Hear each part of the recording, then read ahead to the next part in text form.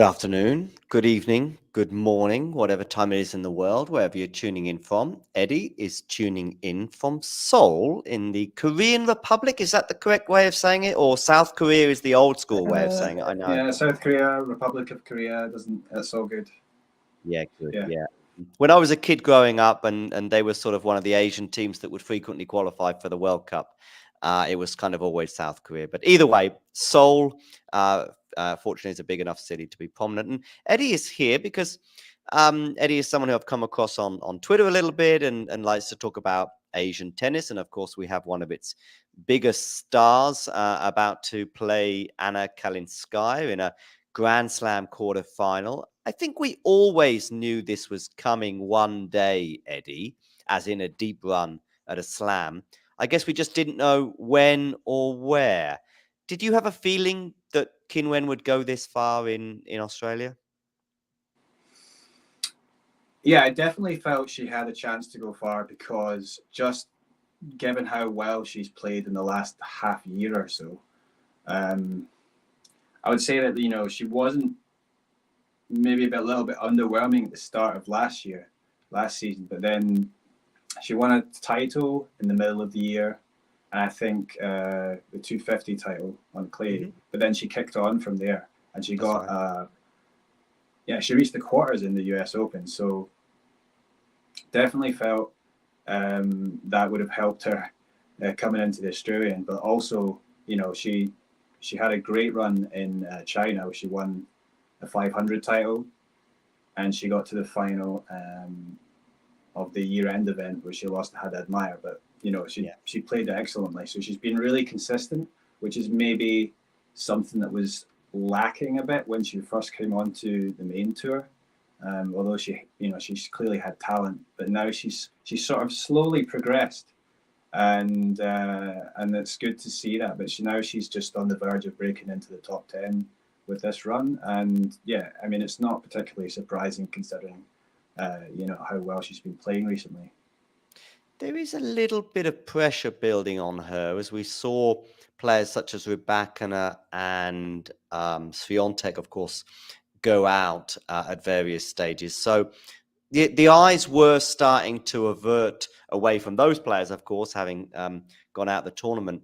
And then it's like, I mean, I saw a situation about 48 hours ago, and it looked like there were three sort of contenders to get to the final. I mean, it's still anyone's game, but it was Azarenka, Svitolina, and Qinwen Zheng were sort of the three names I thought were most likely to get to the final. And then I put I did a few polls, you see, putting those three names and then other.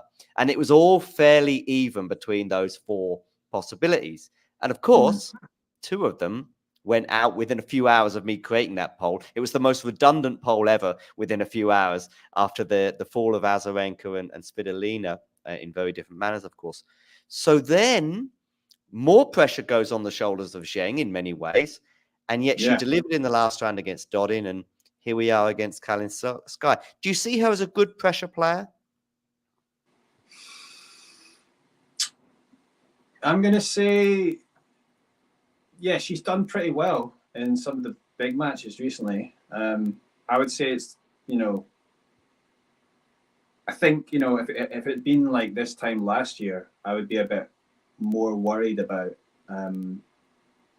how she would handle like the pressure of such a match. But I think like the experience of, she's had some good wins over the last 6 months or so, and just the experience of being in these big events, which is something that her opponent doesn't have so much. So I think I think where Zheng has done well, maybe underwhelmed a little bit is when she's come up against the top 5, the top players, that she hasn't been able to. She's got overwhelmed really. But then I think in this match, although she is favourite, I feel it is something that she can handle just because she's been on the tour for a little while now and she's got these wins under her belt. So I do think she's got a good chance to win here. Yeah, me too. Tell us a little bit about Qinwen and maybe sort of her style of play and what caught your eye as she was sort of coming on tour. And just how big a deal is she in that part of the world? I mean, obviously she's from China, but at least you're on the same continent as her. Yeah, I mean, she's a big server. She's got a huge serve really for the women's game, and a lot of power. And she likes to dictate with her forehand. She's if her first serve is not.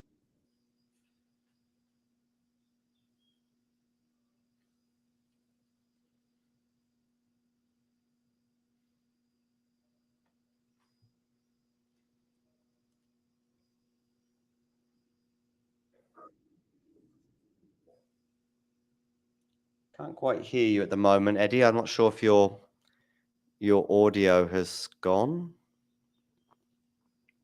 Maybe Eddie's audio is not working. Someone in the live chat can tell me if they can still hear me.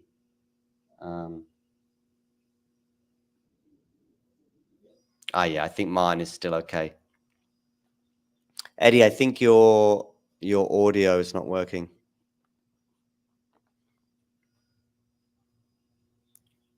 I'm sure what Eddie's having to say is of great use. Look at Eddie there. Look at him giving the most interesting point ever, but he can't hear us.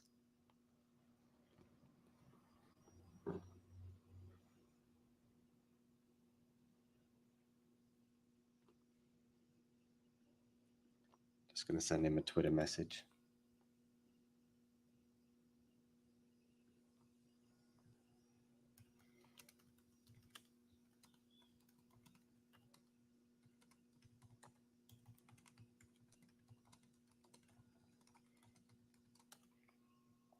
Okay, cool. We'll get Eddie back in a second, hopefully. Okay, you can hear me, but hear me only. Okay, boy, Timur, that's fine. I've just sent you a message on Twitter, Eddie, so just check that. Just sign out and then sign back in. I think it should work fine. Make sure you hit the like button, by the way. Hopefully we'll get Eddie back in a few seconds, and look forward to hearing him a little bit more talking about Qinwen Zheng. Do let me know your thoughts in the live chat or wherever you're tuning in from on as to how you see this match panning out. Who you fancy to win, Kalinskaya or Qinwen Zheng? Maybe Qinwen in straight sets, maybe Kalinskaya in 3. I think Qinwen is a slight favorite. Hey, Jake, how are you doing? You excited for this one?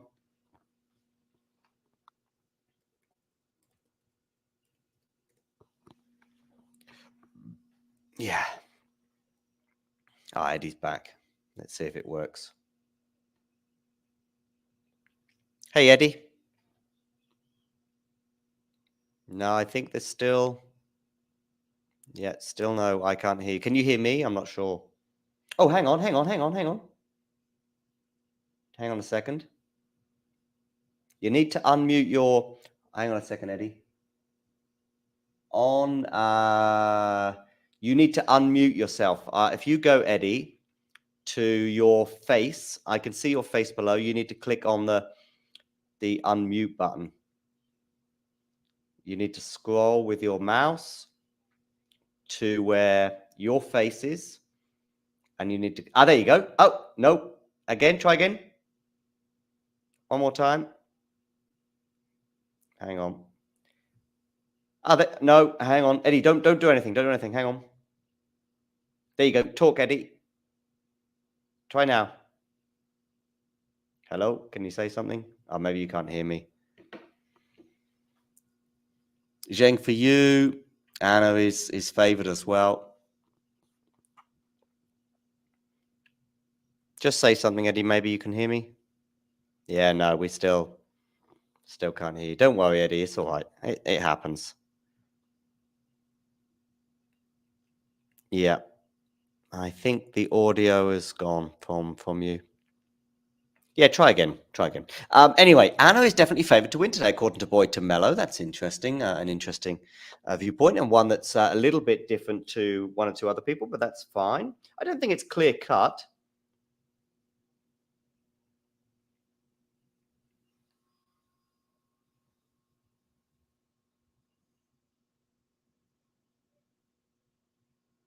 That's for sure. No guarantees.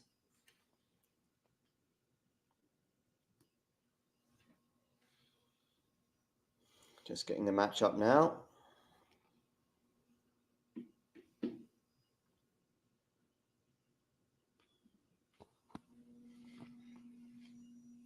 There's Eddie's thing. I'll go for Qinwen Zheng today in 3 sets, and so that would suggest that Qinwen is going to get the first set, but who knows? Hey, Jake. Good. I'm glad you can't wait, Jake. Just going to get the match up because I guess they may well be on court already. Actually, let me just have a quick look.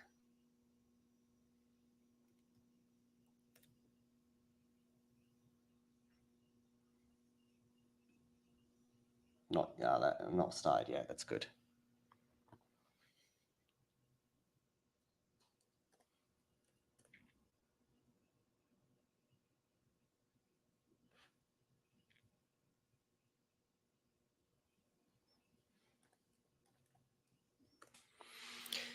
All right, well, I'll tell you what we'll do is we'll just play a quick short video and then we'll be back. Let's have a quick look at Nick's power rankings, shall we? Number 10, Ons Jabeur. Number 9, Caroline Garcia. Number 8, Maria Sakkari. Number 7, Marketa Vondrushova. Number 6, Elina Svitolina.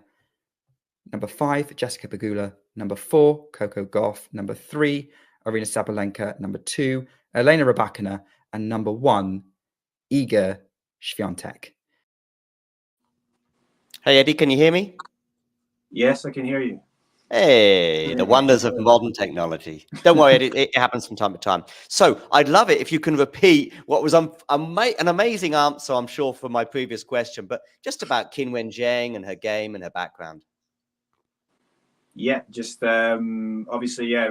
I was saying that she's got a big serve, very powerful forehand. She likes to dictate with her forehand, and when she's getting that first serve in, she's winning a huge number of her points.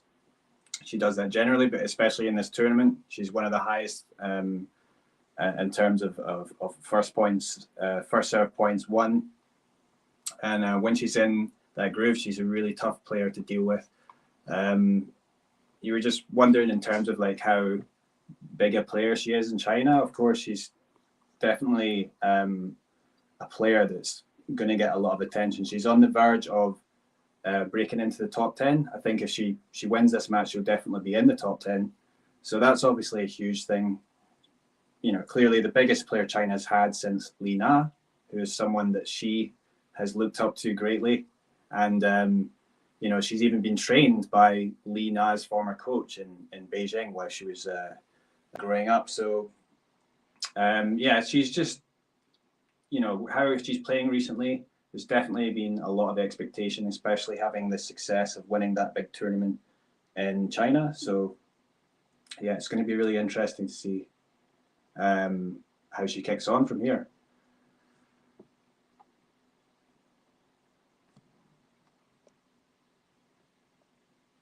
Hello? Yeah, so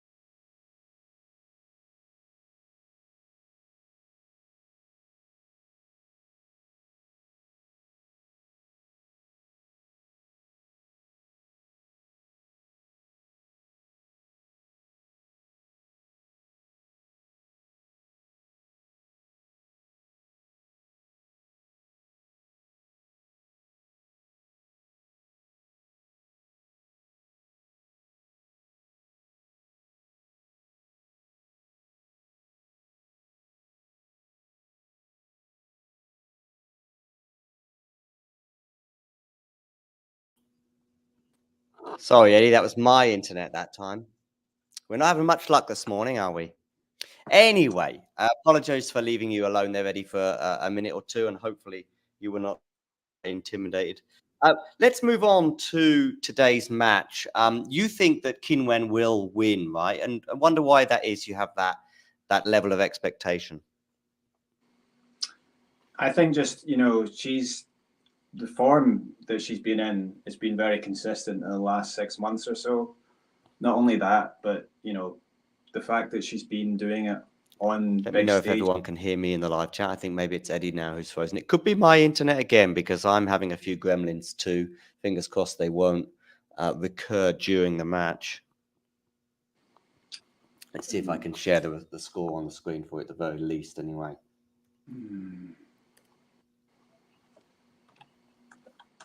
So they're not able to hear me?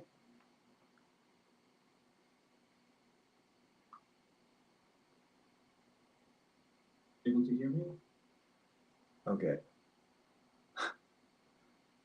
Okay, it seems John is having some trouble with the internet.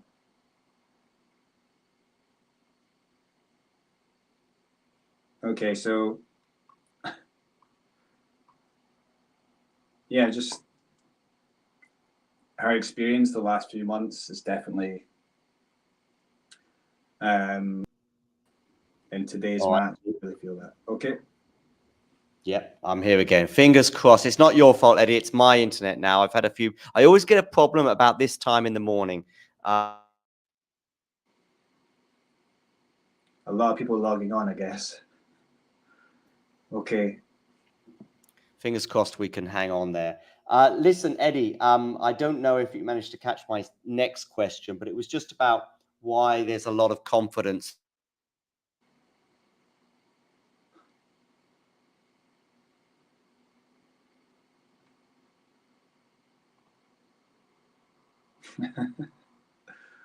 Okay.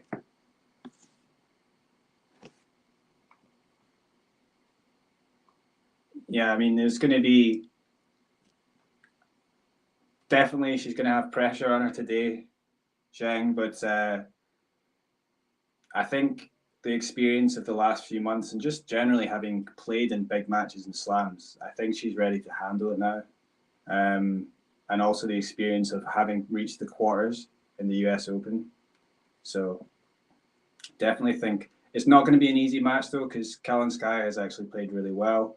She's got a really solid ground game. She hits really nicely, and she's been on she had a great match in the last round. But I just think that Zheng's going to have probably too much for her, and I'm going to say that she's going to probably win in 3 sets. That's my prediction anyway. And I'm going to go with that.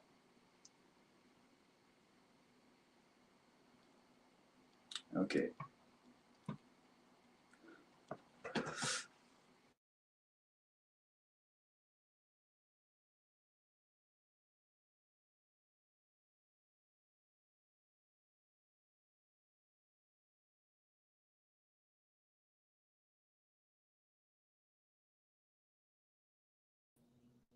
Sorry, guys, we're not having much luck. It's my fault. It's my not perfect internet connection, unfortunately. But fingers crossed you can hear me now. We'll get Eddie on again. Maybe we'll try one more time with Eddie, shall we? Let's try one more time, Eddie. It's not your fault. It's mine. It's my internet just sucks every morning at around about this time as the first night match begins. Sorry. No, it's not your fault, Eddie. I just hope that you're okay. Just give me one. Let's go one final question and see if we can get this one out, and then fingers crossed, I'll be okay for the rest of the time. Listen, why is there? Let's talk about her run, for example, to the quarterfinals. She had that incredible match, didn't she, where she was being pushed, I think, in the third set, in the third round. I don't know if you recall that match. Oh, was it against Wang? Exactly. Yeah. I mean, go on.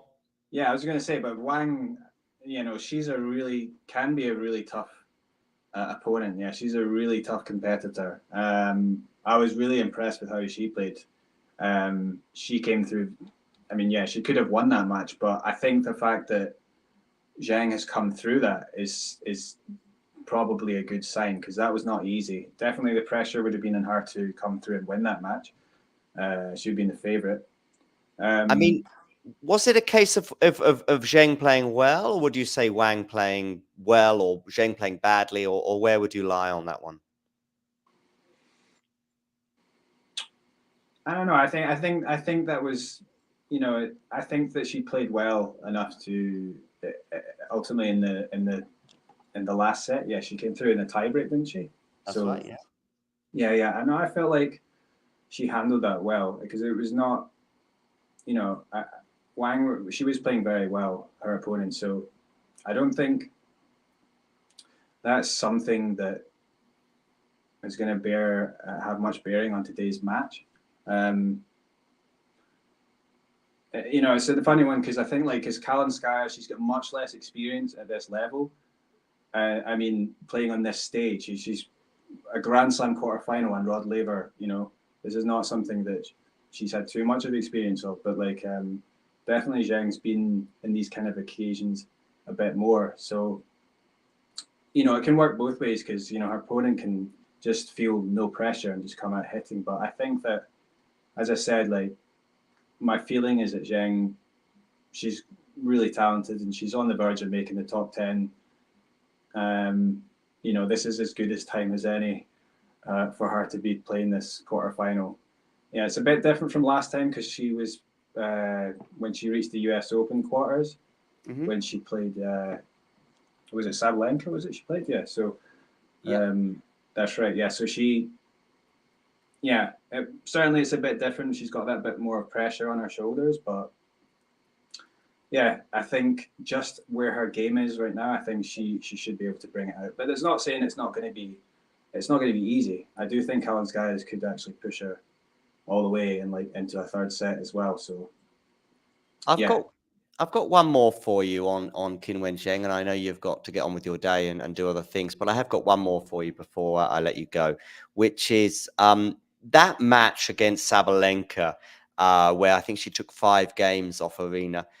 I mean, there is a fear that at some point Qinwen and Arena may meet again. Of course, I say some point. It could well be the final. Of course, they're on similar sides of the draw. I mean, do you fear a similar occurrence repeating itself, or do you think Qinwen might be a step up from where she was last September? That's a good question.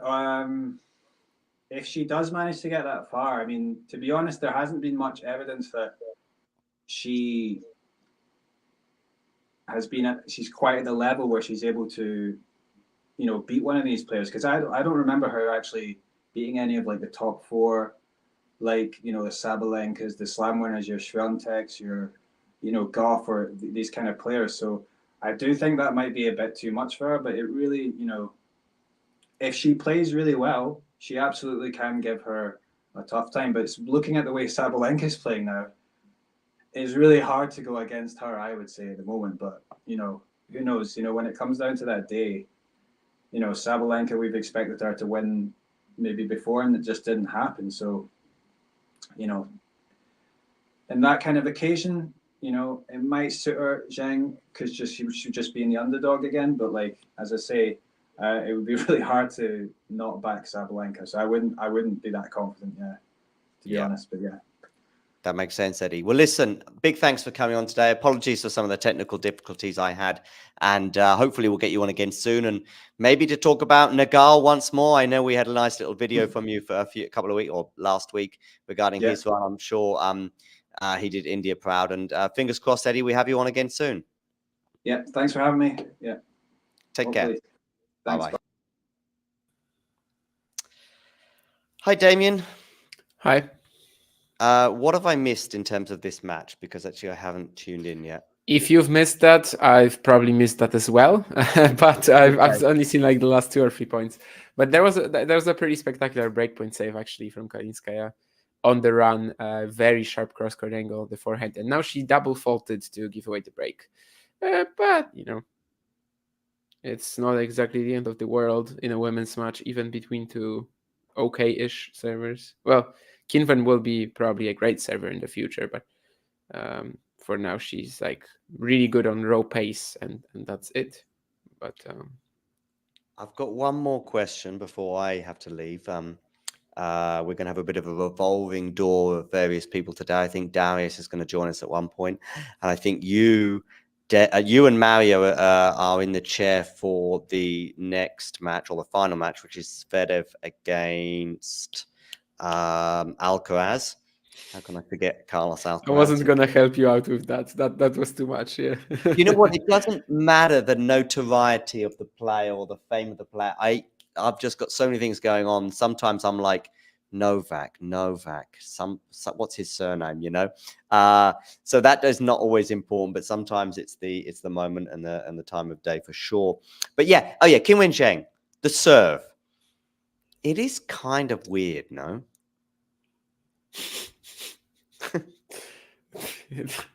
Yeah, I didn't really know what to do with that comment. I mean, yeah, she hits like one of the fastest serves in the game for sure. There's a lot of potential in it, which is still kind of untapped, because maybe she can hit her spots better. Maybe she can get a bit more variety on it. Maybe she can actually also fix the ball toss a little bit, which tends to break down. But yeah, the percentages could go up along with it as well. So there's still some work to be done there. But the potential of that serve is definitely pretty supreme. And for what it's worth, I think this slam she's been hitting like one ace per every 10 points or something like that, which is pretty absurd in the women's game. So yeah, I mean, there's still work to be done there, but it can be a major asset in the future for sure. All right, cool. The way the match has started, at least, it does look like it might be a disappointing even for Kalinskaya, but who knows? Long way to go. All right, listen. Yeah, but the favorite, when the favorite wins when the favorite gets that break, it's not that big a deal. I mean, it's not like in Venice, Carlos Alcaraz or Novak Djokovic here. We'll see. Not in that sort of position, you know. Not yet. No, not yet. All right, have a good one, and I'll speak to you soon.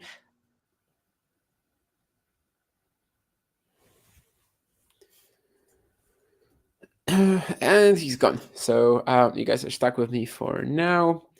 And yeah, we'll see the revolving door if it opens or not during the stream. I'll be ready for anyone to help me out, but for now, let's see how this goes. As I said, I barely saw the opening break, only really the double fault and the spectacular breakpoint save. In the meantime, while we were off the stream, of course, finally, after Bergieta, Hurkacz, Zielinski in doubles losing, finally some success for Poles today. A mixed doubles final made by Jan Zielinski and Suecia. Poles are actually historically 0-5 in mixed doubles finals, so it will be quite an achievement if he claims it. And, well, having Suecia on your side of the net is a bit of a cheat code, let's be honest. She is in the doubles semifinals. She is in the mixed doubles final. She won 2 of the last 3 doubles slams as well, which would be pretty ridiculous if she won again with a different partner again as well, with Wang at the French, with Strycova at Wimbledon, and now with Mertens at the Australian Open, also having made the semis at the US Open. But anyway, of course, we're talking about a different Asian player here, and also Anna Kalinskaya, very underrated ball striker who's finally healthy and seems basically playing the best. Seems to be playing the best tennis of her career, basically since last October, let's say. 30-0 point. Qinwen already hit one line, but Kalinskaya manages to handle herself there and eventually gets an error out of the Chinese, which gives us an opportunity for the Russian to break right back.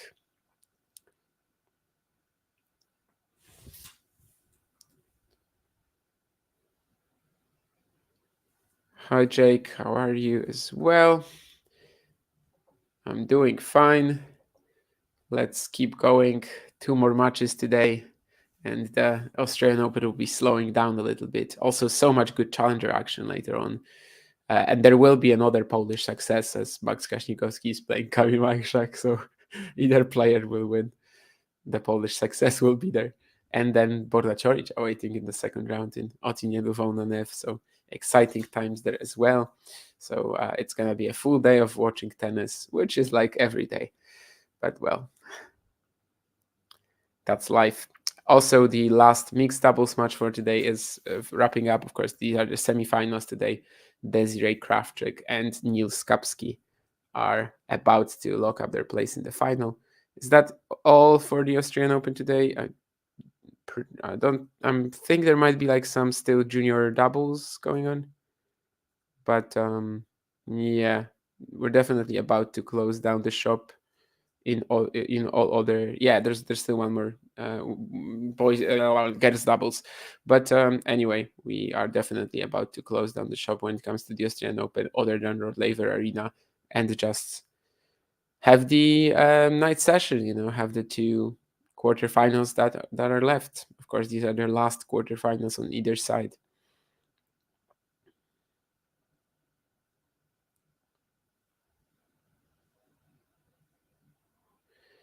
Well, whatever the score is for now, and whatever's happening, definitely Zheng has been enjoying herself so far here. Like, she's definitely the more dominant player and just trying to find her range. Perhaps she hasn't had that yet, but she's definitely been the more proactive force in the early days here. As the pair exchanged a couple of breaks.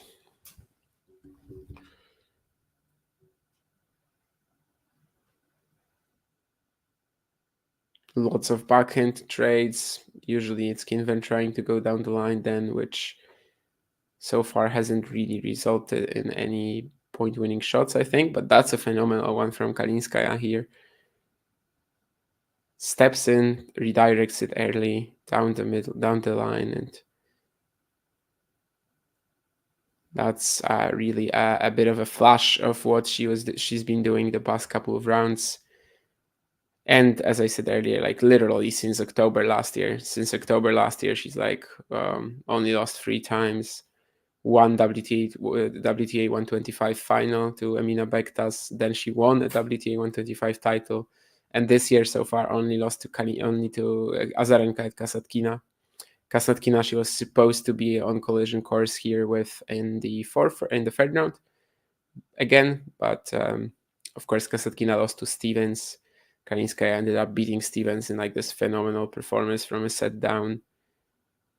Again, taking that forehand so nice and early, and she gets the second game on the board. So 2-1 up after about 12 minutes, I guess, 13 minutes, something like that.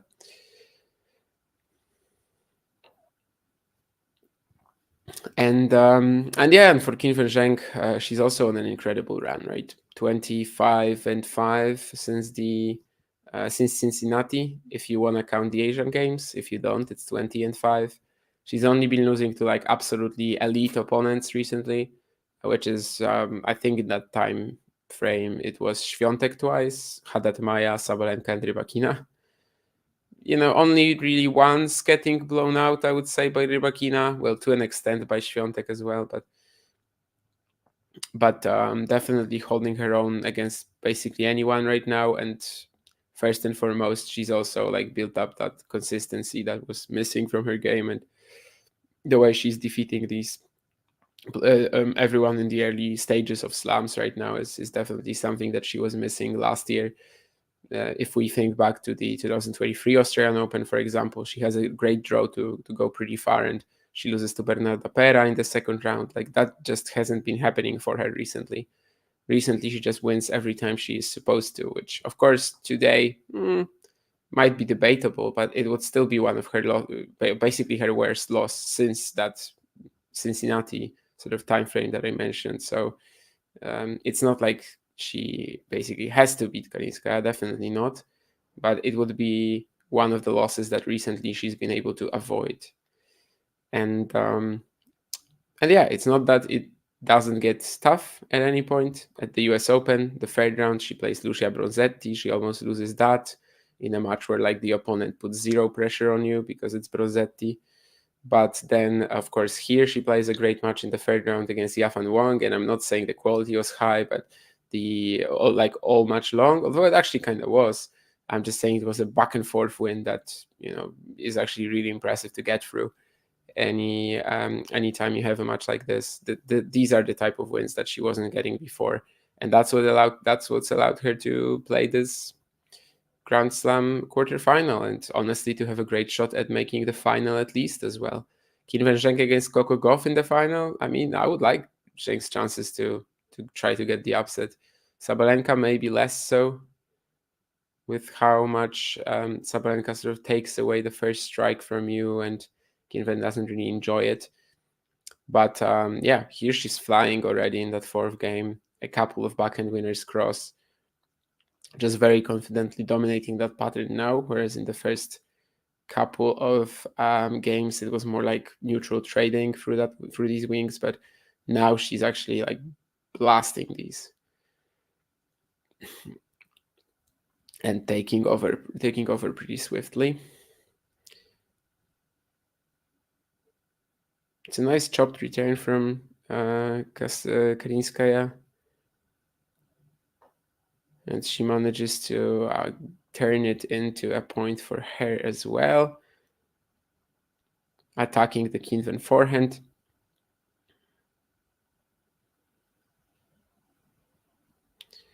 I suppose that's what Kalinskaya will be trying to do, and also just, not allow Qinwen as much freedom as on the previous 2 points, but also probably attack that forehand wing and try to go at it with some pace. We'll see how that will work out for her.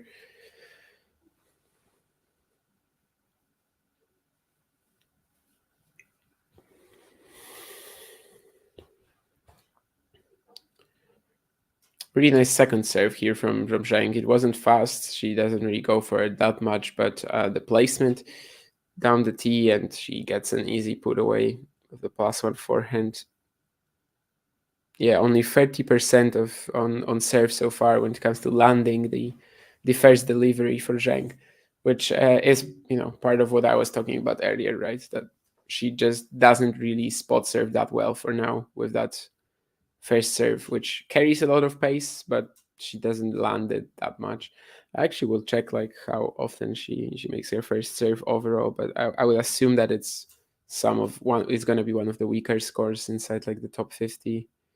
Of course, first serve percentage is a very relative stat, but yeah, and she finds an ace now as well out wide. But yeah, I'm only what I'm trying to say by that is that there's still a lot of potential in that wing, in that shot. Yeah, and indeed, just as I was expecting, out of the whole top 50, Qinwen Zheng is the player who lands the least first serves. In fact, over the last 52 weeks, it's only 51.4%. It's actually somewhat ridiculous. Like, you wouldn't be able to survive like this in the men's game, I think. But yeah, once she does land them, she has a very high percentage of winning these points. In fact, she has the highest in the top 50, along with, just ahead of Rybakina. So she wins the most points on first serve, but she lands the least first serves.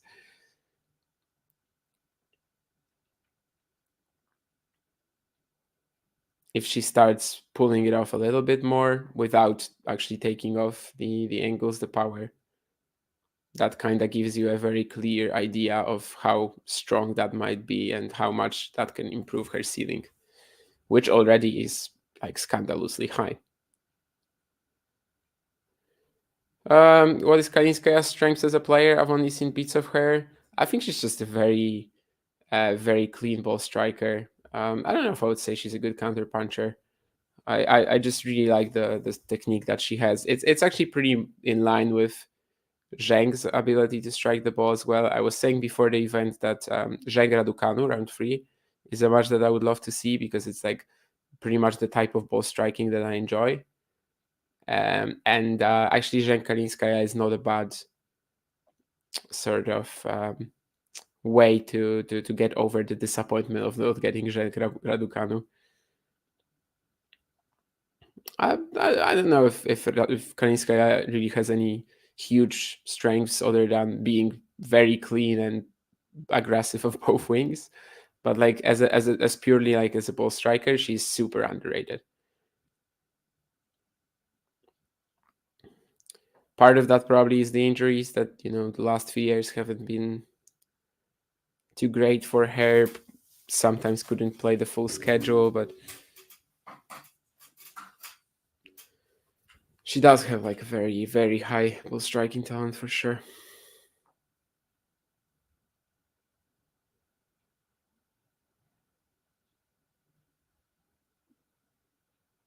I guess a counterpuncher, yeah, that's a fair. Like she it's not maybe her most natural style. I don't know if she plays like this all the time, but she is really good, like redirecting down the line from a powerful shot for sure.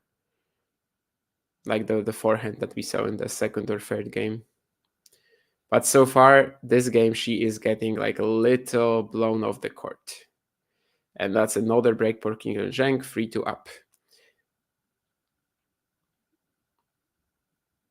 I can't really say that this is the fault of Kalinskaya's footwork or anything, but she was moved like from corner to corner by Zhang here and didn't look that flexible, that athletic. Of course, that's partially because Qinwen was just really going for it and hitting some great shots. Like that backhand cross here, which again has been so good for her these past couple of games. Basically, since the last changeover, Zheng was just finding these backhands cross in her sleep, and then she finishes it off with the forehand drive. Sorry, for some reason talking is rough for me right now. Maybe I will wake up. My tongue has to wake up.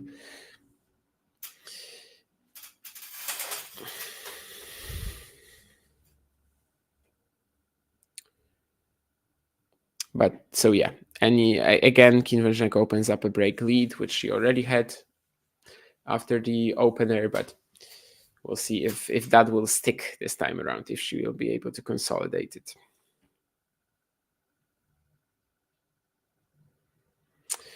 But speaking again, sort of finishing the thought on Qinwen's serve, that's why when someone asked recently, like whether who has the best serve on the WTA, who has the best forehand, and like I was choosing one shot each, I didn't go for her, because even though she might have the best first serve, if you only landed 50% of the time, I gotta go with someone like Rybakina, or probably I think I went with Rybakina or Garcia. But yeah, that's something that definitely can still be worked on in the future, and can still be just maybe upped by the 2 or 3%, which would already be so helpful in the long run.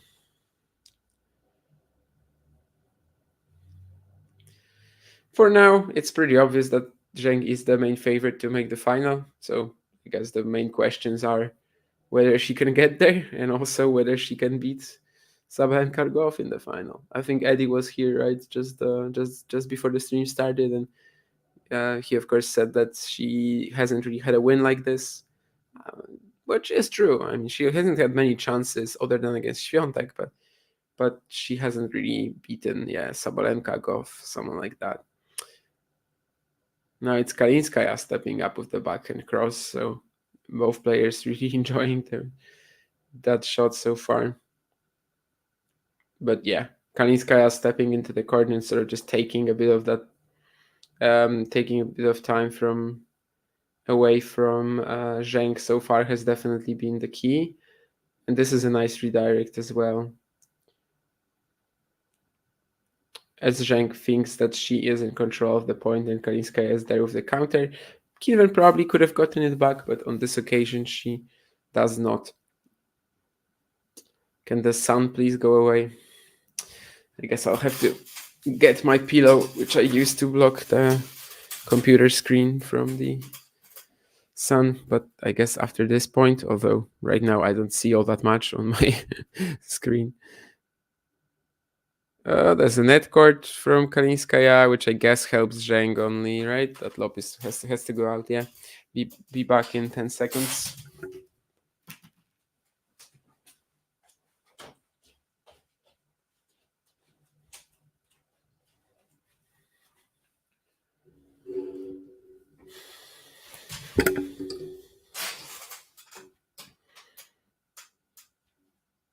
Okay, I'm back now.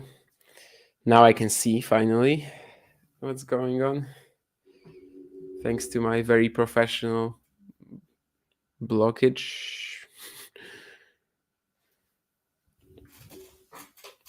Yeah, and on the second serve, Qinwen can definitely be attacked a little bit.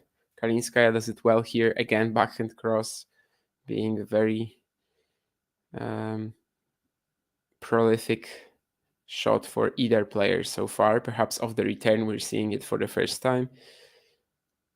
But she forces a very tough angle out of Zheng, who has to go down the line and can't make it, and also commits an easy +1 error on the next point. So once again, the breaks have been traded. Once again, Qinwen Zheng goes up but can't consolidate. So we are back at 3 games all, which is why I said earlier that, yeah, basically,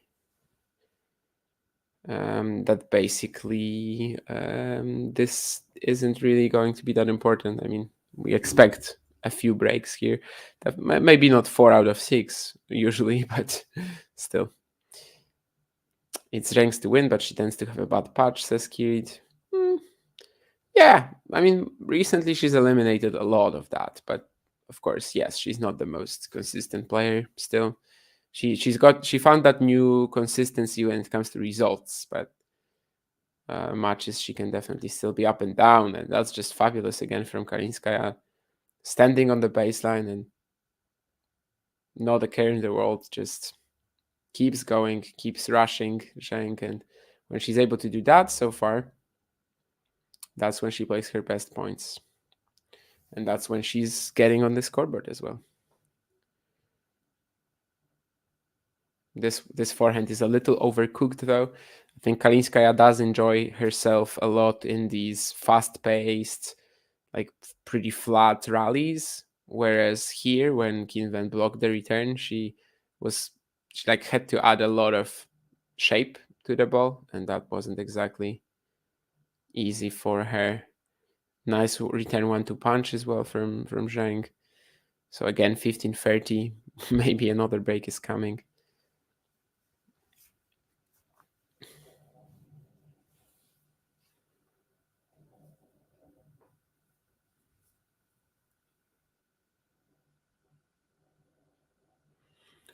And a deep return, and that's off a Kalinskaya first serve. So that is definitely not doing too much damage so far.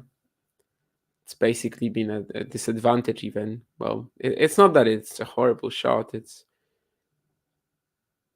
just getting attacked by Qinwen. But, when she finds a good angle on the serve, as it's here, she is actually able to set up points for herself as well.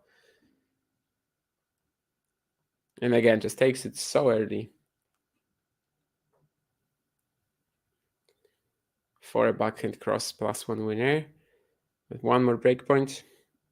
This one is like more about rolling it in. Kalinskaya with the advantage though, playing a couple of backhands, first cross, then line, another cross, and then a drive volley. And like if you're not enjoying this sort of ball striking, we're probably not gonna get along.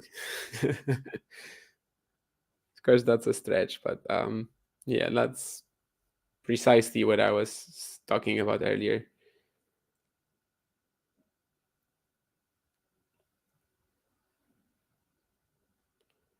Even that drive wasn't that easy, but they really make it look fairly effortless, especially Kalinskaya. Zheng kind of hits with more margin, with a bit more spin, and it's probably more so the dynamic, I guess, aspect of her game that's enticing to me. But Kalinskaya does make that power look really effortless. And the down the line backhand is pretty cool too. Zheng recovers though. This is probably one of the longer exchanges of the match so far, but that shorter, flatter backhand from Kalinskaya does the trick. Qinwen probably could have stepped into the court like a touch more, and then she gets a better contact point on it. But anyway, Anna Kalinskaya holds for 4-3. awaiting one of them in the semifinals, as we learned today, is Diana Yastremska, the Ukrainian qualifier, who of course once was up to even 21 in the world in the rankings, then gets a doping suspension, which eventually she's cleared of with a pretty funny explanation, but well, we have to trust the authorities on this one. And also she had some injuries, but yeah, it's not like she can't play, needless to say. So for either of these players, I think a picking Yastremska will be a challenge. I think Kalinskaya might be the slight favorite against Yastremska, Zheng probably higher, but yeah, it's not obvious. As I think we were saying about the top half, maybe around the time Pegula and not Pegula, but Rybakina and Świątek fell out. At some point, it just became a total mess, like a 50-50 in every single match, which I actually enjoy. Like I'm not one of these who is going to complain. Definitely not. They give us a bit of a tour of the tunnel with from which you enter the Laver Arena here, and they stop with the feed on, with the camera on Nali getting the title in 2020 in 2014. Of course, that was a pretty big thing for Chinese tennis and for Qinwen Zheng specifically, as well as after one of the recent matches here. She mentioned in the post-match interview that she watched this final like 10 times, and then Nali actually showed up to give her a surprise visit. I was thinking if that isn't too much, like if she's not gonna start putting pressure on herself, honestly, because of that that great memory that she has of watching the Australian Open final of 2014, where Nali beat Dominika Cibulkova, or maybe if the visit from Nali also doesn't make her start thinking about the trophy already, but at least in the fourth round, against Osiando, she did handle herself very well, and so far in this match as well, I think this generally has been of very high quality, and the players who win the points are usually the ones who are taking initiative. They're usually the ones who are taking time away from the opponent. So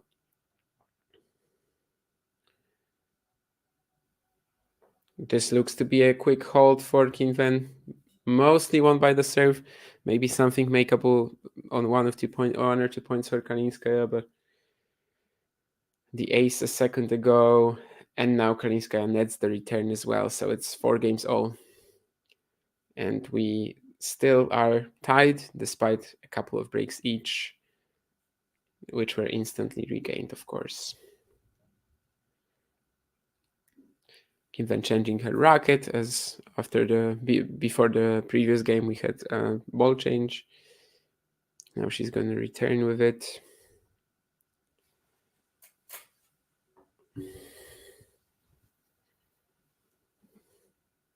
Or be returning, rather. Kalinskaya waiting, I think, a bit for the people to take their seats. But we are back, 34 minutes.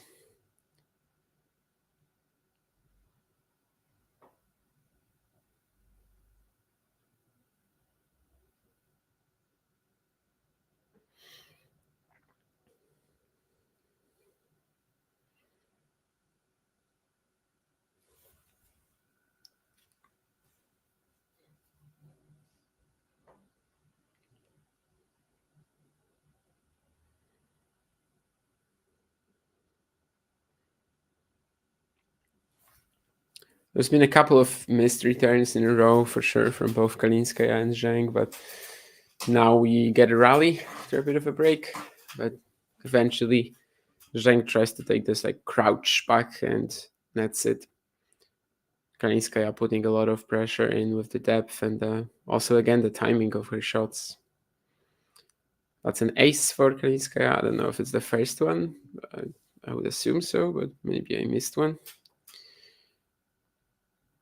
Just 160 kilometers an hour, but it's enough if the placement is that precise, and it's just a really good angle. Zheng getting one of the points back, but it's still 2 game points for Kalinskaya, who would then, if she holds, she would put the Chinese under a bit of pressure here. I think before the match, Eddie was also talking about it. That's like so hard to predict what sort of impact pressure can have in matches like this, because for one thing, Kalinskaya has never played in a match like this. Zheng has already had a quarterfinal at the US Open, of course. But then again, how much does it actually help? Especially when that previous quarterfinal was like in a very different scenario where she was playing Sabalenka. No one was really expecting her to win. But here, everyone just expects her to make the final, and probably she expects herself to make the final at least. So, and then again, Kalinskaya, of course, is like playing with a bit of house money in a way. But there might also be a moment when the opportunity gets to her. I think so far it's pretty clear to say that we just haven't had that at all from either player, really. They've come out firing and they're battling hard to make this as tough as possible to one another. Yeah, and Zheng only on 40% of first serves in so far. She's also winning only 5 out of 8. Well, only 5 out of 8. This isn't a big sample, but she's winning 5 out of 8 when she lands it.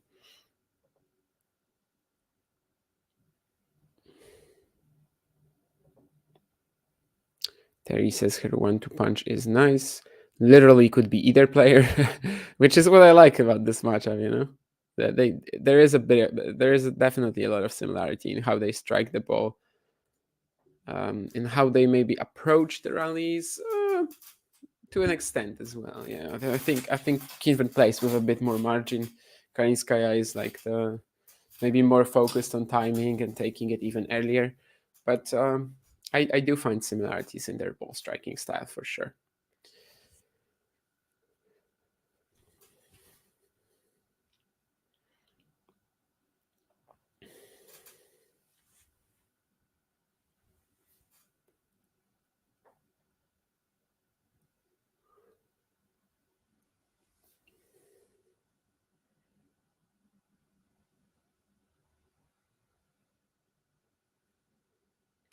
Again, the first serve isn't going to be in for Qinwen, but looks like she should claim the next point anyway, although Kalinskaya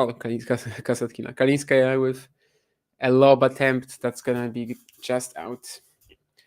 I guess whenever she has a second serve to look at, which is pretty much a lot of the time here against Zheng, Kalinskaya should be trying to do something more with the return rather than this, but I think she didn't really handle the kick here, right?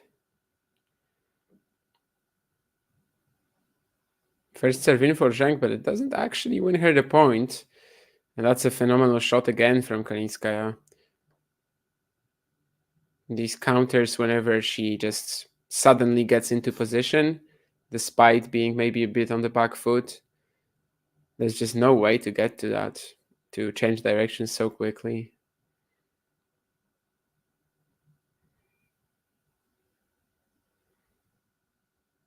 Just a bit of a let off, literally just one slower, higher shot from Zheng, and Kalinskaya is already there. Can't do much about this +1 forehand from the Chinese, though. Both players are like pretty fast, but when it comes to changing directions, athleticism, they have some weak spots. So it's just extra important for either to stay ahead here. And that's giving us a really nice show as well. The +1 backhand from Qinwen, I don't know, maybe she was hesitating a little bit. The down the line corridor was kind of open. Cross was also a good idea. She eventually ends up going cross and misses it by like half a meter. So 30 all, and suddenly she's 2 points away from losing this set, which has been, super competitive. It's hard to say who's been better, who's been worse. She goes for a forehand drop shot, which was actually really well disguised. The way it was hidden definitely covered up for the execution, which didn't even need to be that good, especially with Kalinskaya running into the other direction, quickly having to start following the drop shot here, and she can't quite get to it. It wasn't far off, but can't quite get to it. 40-30. But yeah, definitely the on the previous point, the +1 backhand was what did the job. That was a quality shot.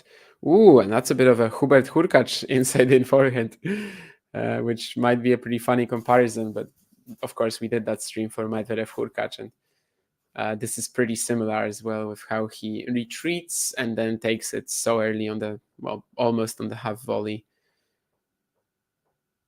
That's a really good shot as well to get us to 5 games all.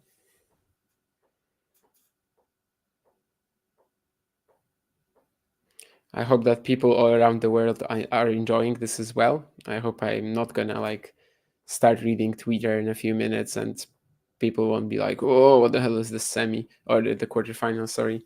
Because I've had this before that I'm sitting here talking about the match and it feels like it's pretty good, but then suddenly it turns out that people have completely different opinions. But I've definitely been enjoying this so far. The pace of the match as well, the way they have to take away the initiative from one another.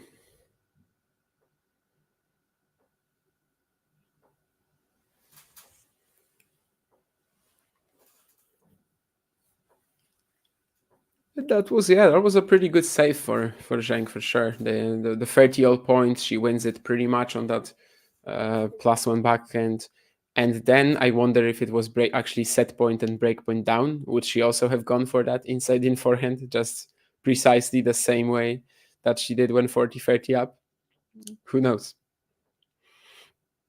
It definitely was a risky shot, but she did have that cushion to fall back on, so she went for it and she got it. Double fault from Kalinskaya now, so we are at 5-all, 15-all.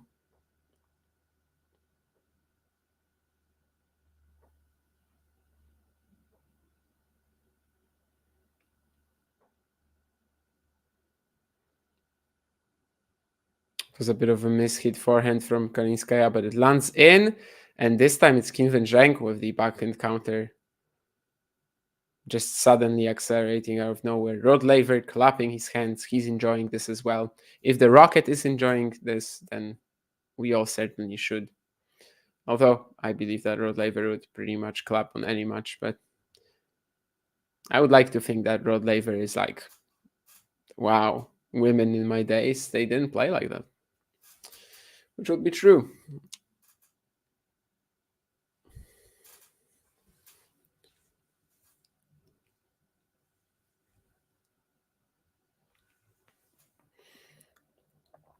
But now it's 30-all after a 3-point on serve. Kalinskaya trying to hold on to this and secure the tiebreak at least, which she might, as Qinwen misses a return here. She is trying to be very aggressive on first serve return, and perhaps kind of needs to, because Kalinskaya so far has landed 82% of her first serves. So even though, of course, she doesn't go for it as much as Zheng, it's still pretty high.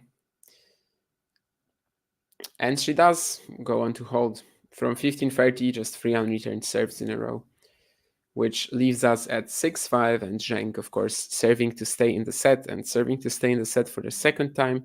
The previous one got a little shaky at 30-all, but she played a couple of very good shots to get it to where she wanted. Now just wants to fight for the tiebreaker.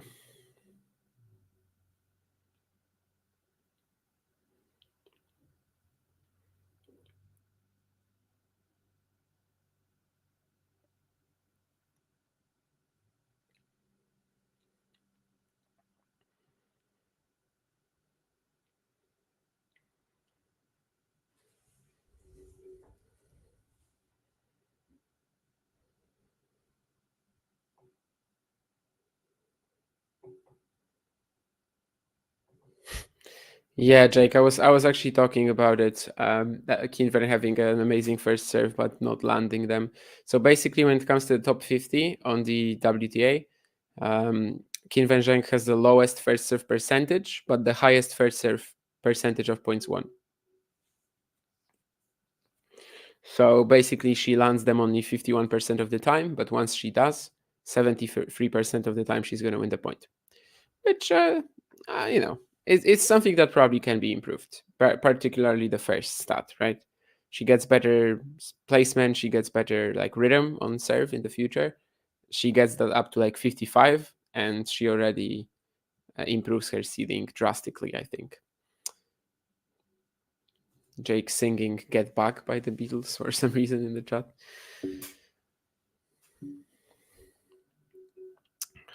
But anyway, 6-5. Let's see how Zheng handles this pressure game. As so far, we have been unable to split the two players.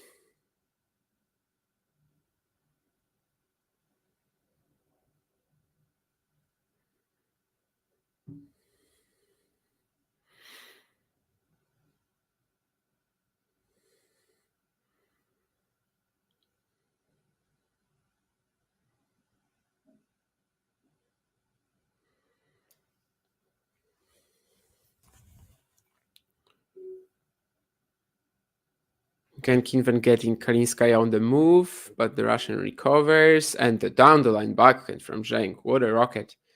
Rod Laver is like, wow, yeah, that's what they used to call me back in the day when I won the calendar Grand Slam twice, once in the Open era. 135 kilometers an hour down the line.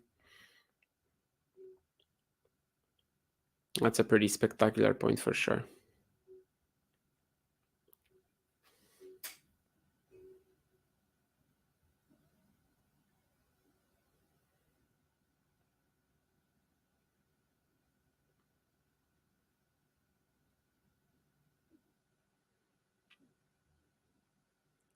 She double faults. First of the match, Kalinskaya had 3. 30-15.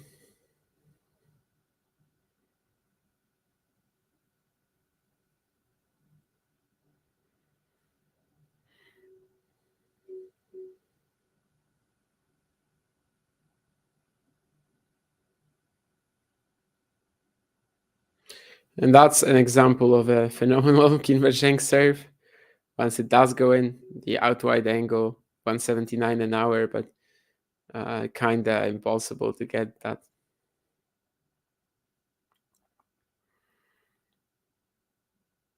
Big roar as well from her. And we've got 40-15, 2 points to get us to a tiebreak, which is also secured with another big serve. I think the last 2 or 3 games, especially, Zheng's first serve percentage has gone up quite a lot. So the tiebreak, which is a very fair way of deciding who gets to start the match with a set here. They've really been tough to split. It certainly feels like whoever gets the first strike usually wins the point.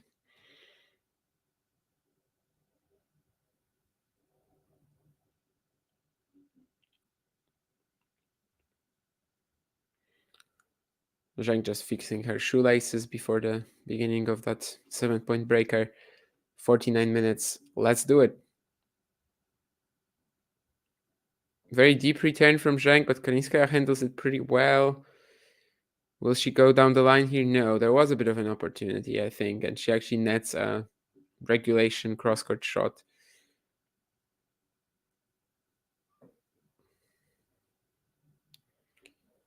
So that the first mini break goes to the Chinese. Think maybe a bit of an opportunity missed for Kalinskaya with yeah. She had that ball sitting up for her, and didn't really try to finish the point right there. Didn't try to like force an error. For one of the first times in the match, really, she was content with staying in the rally.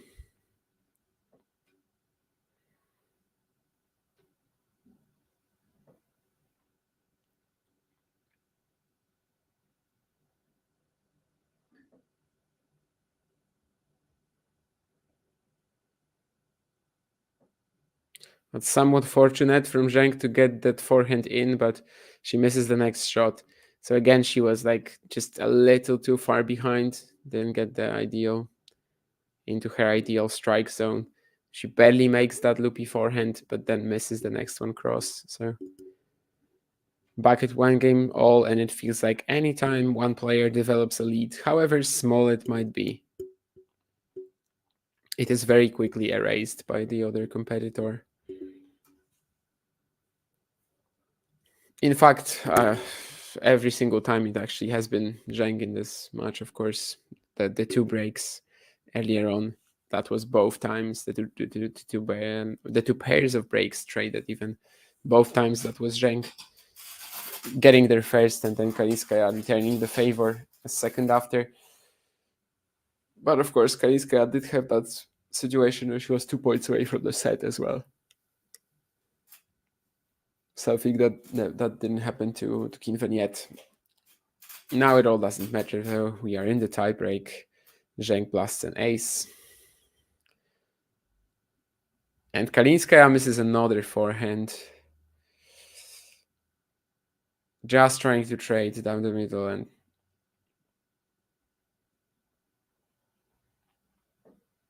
these couple of errors might be costly, although the 1 point that she's won so far, it was also a Zheng forehand at first error, so it's fair to say that the forehands have been a little patchy so far in the tiebreaker. Zheng tries to go for a big second serve return, but she's not going to land it. Still a mini break ahead. The legend Pereriba is on our screen. I don't know what's best about Pereriba. There's so many things. I mean, for one thing, he's a challenger legend. For yet another, I mean, he basically announced that he wasn't going to be coaching for a while, right? And that's why he's not going to be working with Coco Gauff because of some personal stuff. But then Qinwen Zheng takes him back and he's like, yeah, of course. Which basically probably means that he didn't have anything in the first place. And probably the best thing about him, though, is that his second name, the maternal name in Spain is Madrid. Imagine how cool that would be, right? To be called, well, some people can be called London, like Jack London. I don't know if I would like to be called Warsaw, but there are certain capitals of the world that I could be called like, and I would enjoy it. But anyway, Anna Kalinskaya actually steals the mini break, and that's a really nice forehand combination from her now. Great replay here as well on my feed, just to see how she lines up for it. 142 kilometers an hour. She gets that right in the corner of the court as well, and really makes up for the couple of sloppier errors that she had in the breaker. So again, anytime someone builds up a lead, it's gone. It's gone instantly. And every time, as I said earlier, that lead usually was for Zheng rather than for Kalinskaya this set, and every single time it's been erased in a flash.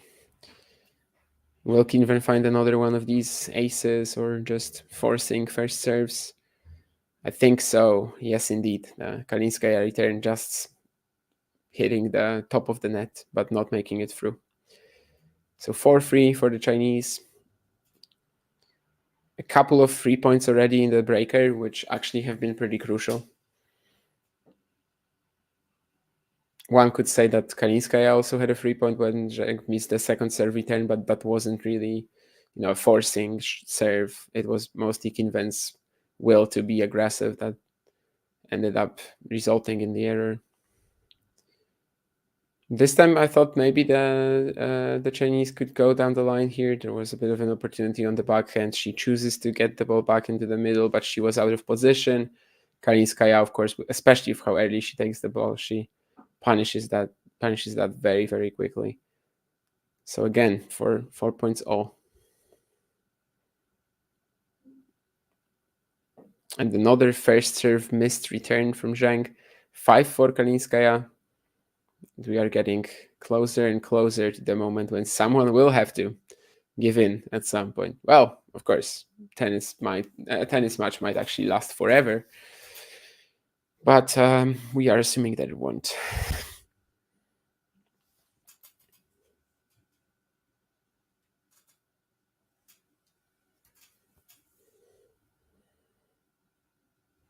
That someone will eventually develop a 2-point lead, which hasn't even happened so far in this event, in this tiebreak. I guess 3-1, right? Was Zheng for a second, but not after that. Kalinskaya keeping Qinwen in that forehand rally, some sensational angles. Zheng survives though. Has Kalinskaya on the move. And tries to go for a very sharp forehand inside out, and she misses it. Lots of like very good forehand cross court sort of angles opened up by Kalinskaya here. Eventually, she is able to just survive a couple of big blows from Zheng until the Chinese makes an error. So it's 2 set points for the underdog. It's 2 set points for the player who I think just 4 months ago, no one would believe that she would be in this position, and probably not even herself. But she is in that amazing patch, the best of her career so far. And she gets to that spot. Let's see. Second serve from Zheng, barely in, but Kalinskaya takes it early for a backhand return winner to take the set. 7-4 in the tiebreak. Anna Kalinskaya.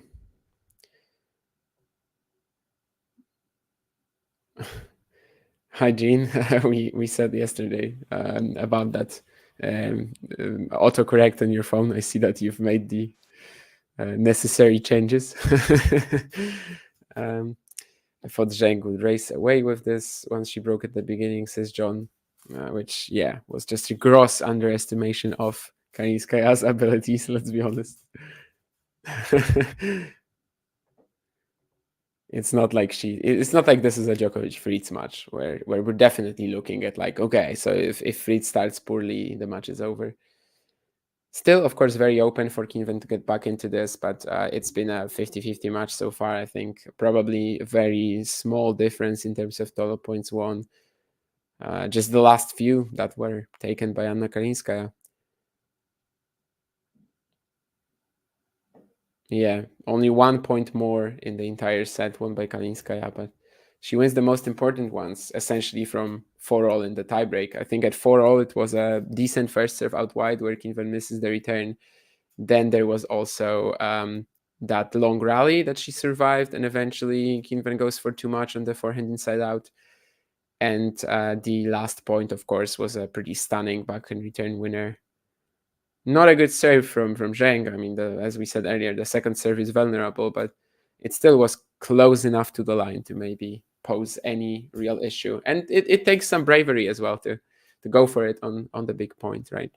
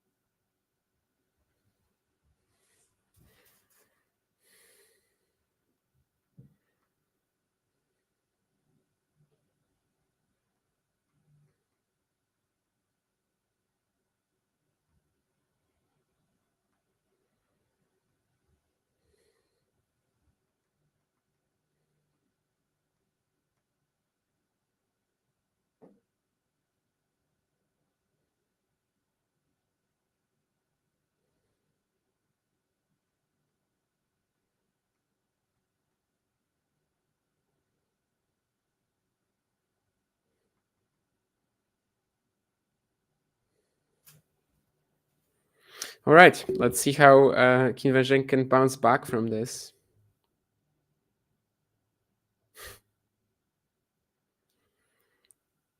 A friend of mine says that Kalinskaya will have 1 million followers on Instagram if she makes the final. I don't know. I guess that's probably a comment on her looks, I suppose.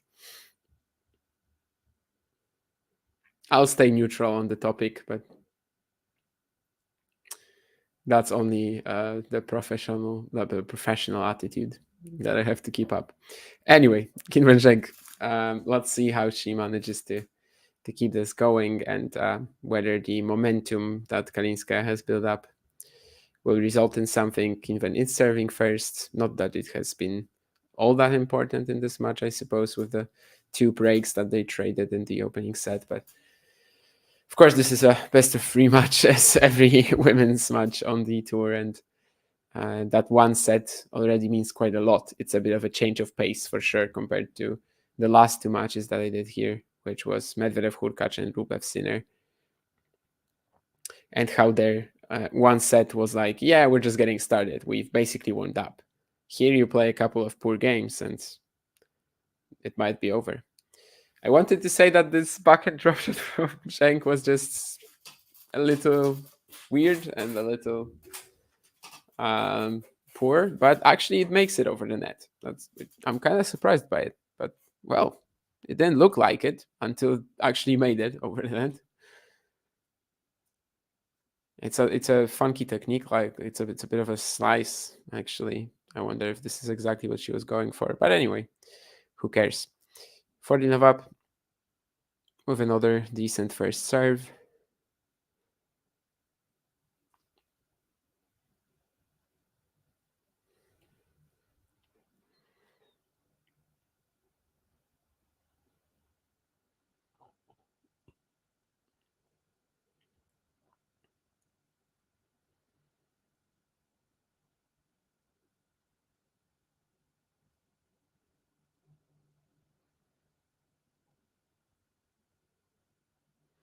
Was that serve really in? I mean, I usually trust Hawkeye Live.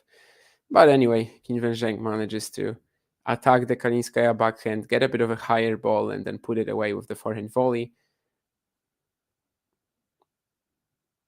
Interesting stat here on the feed, where Zheng in the previous rounds was hitting 65% of shots with her forehand, whereas today, ground strokes, of course, of her forehand, and then today it's only 47%. So she's actually hitting more backhands than forehands. However, I wonder if that's actually not good for her. Like for her so far, I think the backhand has been the more solid shot, also the maybe even the more potent offensively. So it's not really, I think, a tactic of any sorts for Kalinskaya. I don't think so, at least. Because if it is a tactic, then it doesn't seem to be really bringing any good results so far. I mean, it's the Qinwen backhand which has been the more dangerous shot, I think. So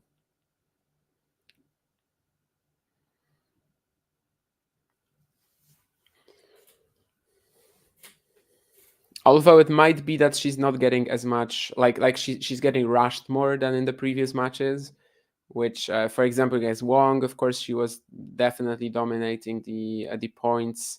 Katie Bolter as well. Maybe not against Ashton Kruger or against Ocean Dodin, but it might be that simply Qinwen was on the attack more, and then you will like sort of more naturally go for the forehand inside out and inside in, right? Like that might be it, though. That today simply Kalinskaya is the first player who's like contesting her and taking time away from her, which might lead to a more even breakdown of backhands and forehands. I guess that's my idea. Well, of course, Ocean Dodin was also trying to take time away from Zheng, but she also missed like 100 shots in the first set already. So it's yeah, that match was never really that interesting. And I guess the longest matches that Qinwen had, so definitely the longest against Yafan Wong also. Yeah, it just brings in more points to the sample size than the one against Dodin, for example. But maybe Qinwen is about to break here as Kalinskaya tries to go to the net after this inside-out forehand and gets passed on the backhand open stance counter, I think. Yeah. Yeah, really nice movement there to the backhand corner and the open stance pass. So love 30. An opportunity for Zheng to rebound. She just misses the first return.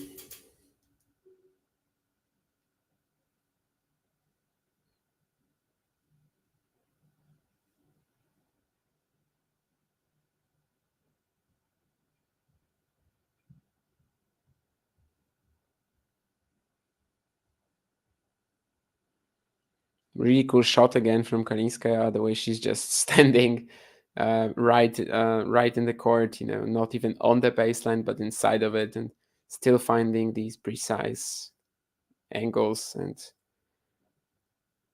getting a lot of power on it as well. It's certainly quite impressive, and it is fairly unique, I think, in the women's game as well. But yeah, as a whole, a bit of an opportunity missed for sure. When it comes to the returns that she's made so far, Qinwen Zheng is 93% on her backhand and 67% on the forehand, which, again, yeah, like Kalinskaya is actually sort of more willing to go after the forehand, which is why that previous stat, I think, wasn't covering everything. But yeah, so far these serves out wide, especially here on the deuce side. Kalinskaya, when she gets a good angle on it, gets Qinwen a little bit outside the doubles alley, or outside the doubles alley, maybe not, but into the doubles alley. Qinwen's missing a lot of these. And even this one was a little shaky. She made it. She made it with a lot of spin. She made it with a lot of loop, but I don't think she was hitting it that clean. So despite Kalinskaya being like 160, 155 usually on her first serve, it's still a threat to Zheng. Another opportunity to close out the first game for Kalinskaya, which of course started pretty poorly for her with a couple of great shots for Qinwen, and it easily could have been a break here, but maybe she will manage to fend it off.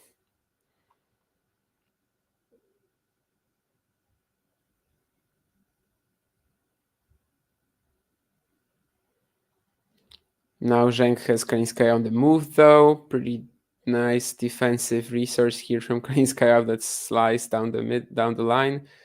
But yeah, that's a big mistake from Zheng now. Fun rally, lots of running all over the court. But when she has that backhand that she can sort of slap at the net, she goes right at Kalinskaya, who passes her down the line. Again, this required some pretty good timing, but we all know that Kalinskaya has it on the just standing on the baseline and redirecting shots. So this is precisely what she does here. It falls right into her comfort zone, and this is what she does best.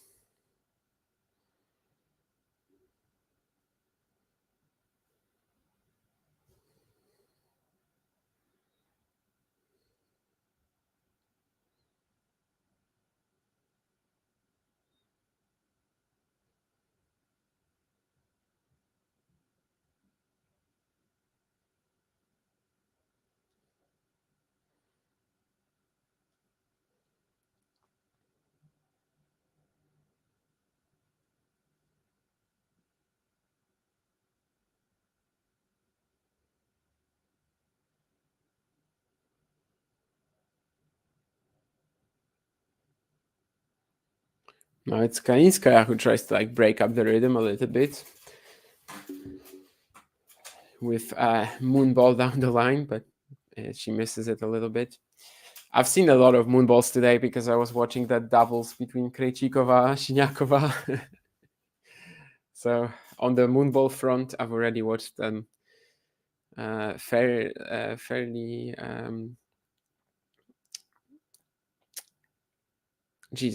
fairly regularly today. Not necessarily in the Hurkacz-Medvedev quarterfinal, though, but certainly in that doubles. quarterfinal as well, as doubles is also at that stage.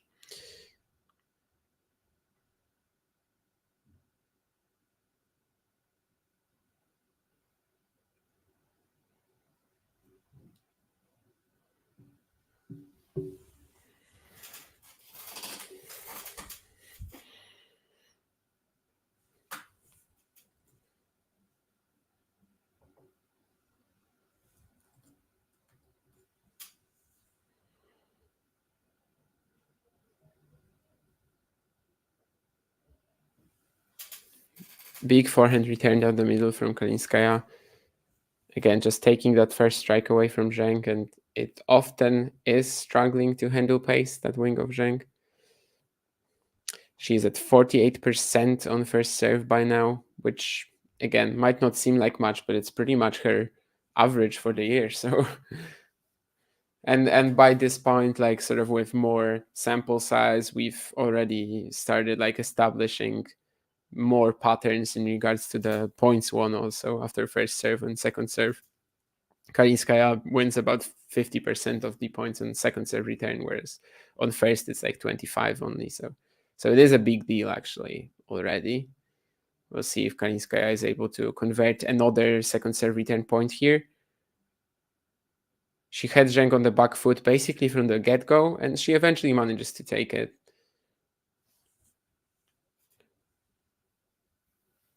Some of the defending from Qinwen was pretty solid though, but eventually she misses another forehand, where I think that sort of flatter on the rise post striking of Kalinskaya is really hurting her. And yeah, of course, the forehand return as well hasn't been too strong. Just maybe, it has been strong. It's just been way too many misses. Strong in the literal sense. It has been, but not in the not figuratively. But this is better. This is just a quick +1 forehand cleanup. Pereriba not looking too pleased with what he's seeing so far. Kinda wears his heart out on his sleeve, I think. Wears his heart on his sleeve, it seems, because you can really see by his face what's going on and whether Zheng is in control or not.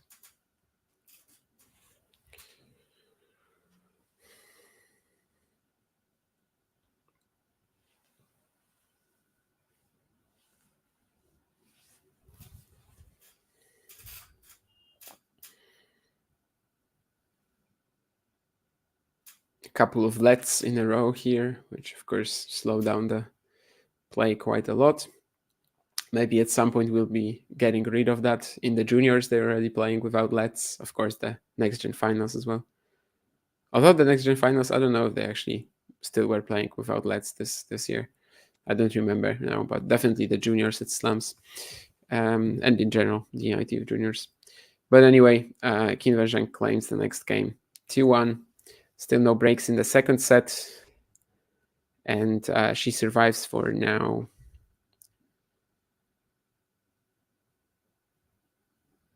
I will be back in like 15 seconds. Just gotta grab some water.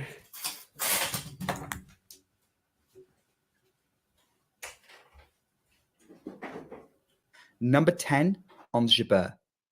Number 9, Caroline Garcia. Number 8, Maria Sakkari. Number 7, Marketa Vondrushova. Number 6, Elina Svitolina. Number 5, Jessica Pegula. Number 4, Coco Gauff. Number 3, Arina Sabalenka. Number 2, Elena Rybakina. And number 1, Iga Swiatek. I missed a ton of questions. Comments, it seems.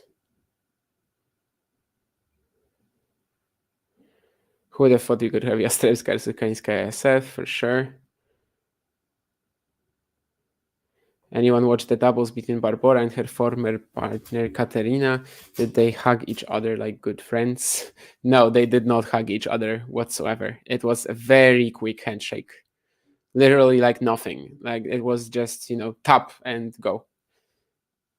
So I think there are some bad feelings there. And I mean, especially from Krejcikova's side, she was the person who was surprised, right, that Siniakova doesn't want to keep playing with her. And it was no hug. What's going to be especially interesting is what they do at the Olympics, because the Olympics are coming, and Krejcikova, Siniakova should be the best bet. But at the same time, there are some other good Czech doubles players. I don't know. Is Kvitova going to be back until then? I'm not sure. But like Buskova is pretty high in the rankings as well. But if you're Siniakova or Krejcikova, you're not going to want to play with Buskova, I think, unless you are like really angry at the other, at your partner, basically. But I think it would be a stretch still to skip that sort of opportunity for a medal. I think they're going to play with each other in the Olympics. I just feel like, it's too important. Yeah, Buskova is the third sort of high-ranked Czech doubles player, then Vondroušová, Kikojiova, Siskova, Detyuk in the top 100. But yeah, Vorachova used to be really good, but she's 40 now.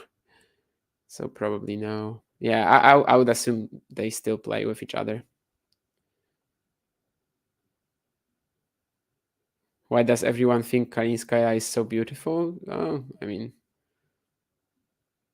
it's tough to say, but like, you just look at her and yeah, sure. I don't know.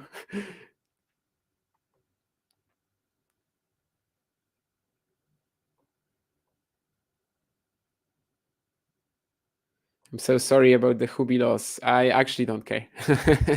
Yeah, I didn't really care who would win. I'm interested in it. I'm interested to see if he wins, if he loses, if he won, then how, if he lost, then how. But I don't actively root for Urkac. Or like, yeah, Świątek not as well.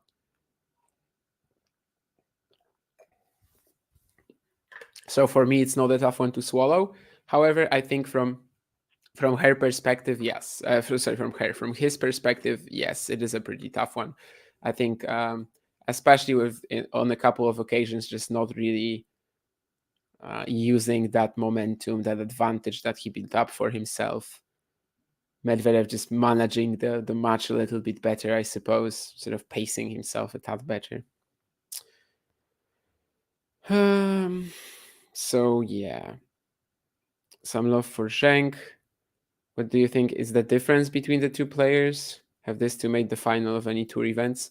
Yeah, Zheng has made a few. Zheng was actually struggling to sort of compare to her ability and compared to where everyone sort of already had her in terms of our perception. She was actually struggling to get her first title up until a certain moment, but she won in July in Palermo. She won in Zhengzhou later on as well. She won. I don't know if it actually is important enough for you to count this, but she also won the Asian Games, which is a bit of a low key-ish event, I guess. But she did play a couple of at least very competitive players there, including Lin Zhu, the current Chinese number 2, I think, or number 3. She's like on the verge of number 2 or number 3 at about 40 in the rankings. Although Lin Zhu will fall a lot after the Australian Open, actually, and Hua Hin. And then, of course, also made the final at the WTA Elite Trophy, I think a couple of years ago in Tokyo as well. So Zheng has quite a lot of experience in like these stages. Kalinskaya, does she have a tour level final? I actually wouldn't even be able to tell you. She definitely won 125 at the end of last year. And this is, by the way, Qinwen stepping up a little. So far, it's just 30 all, then deuce now. But the last few points have been very, very aggressive from her. And especially, again, with the backhand line, she's been able to take over.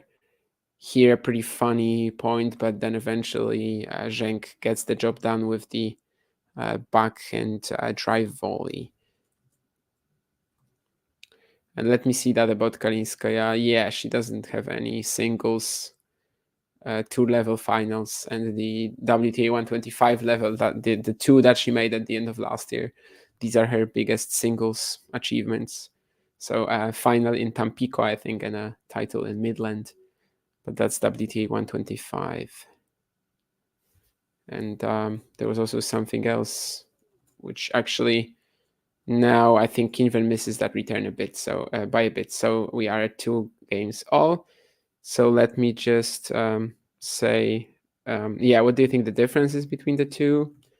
I mean, so far it's been super slim. Definitely whoever is on the front foot is enjoying the match more.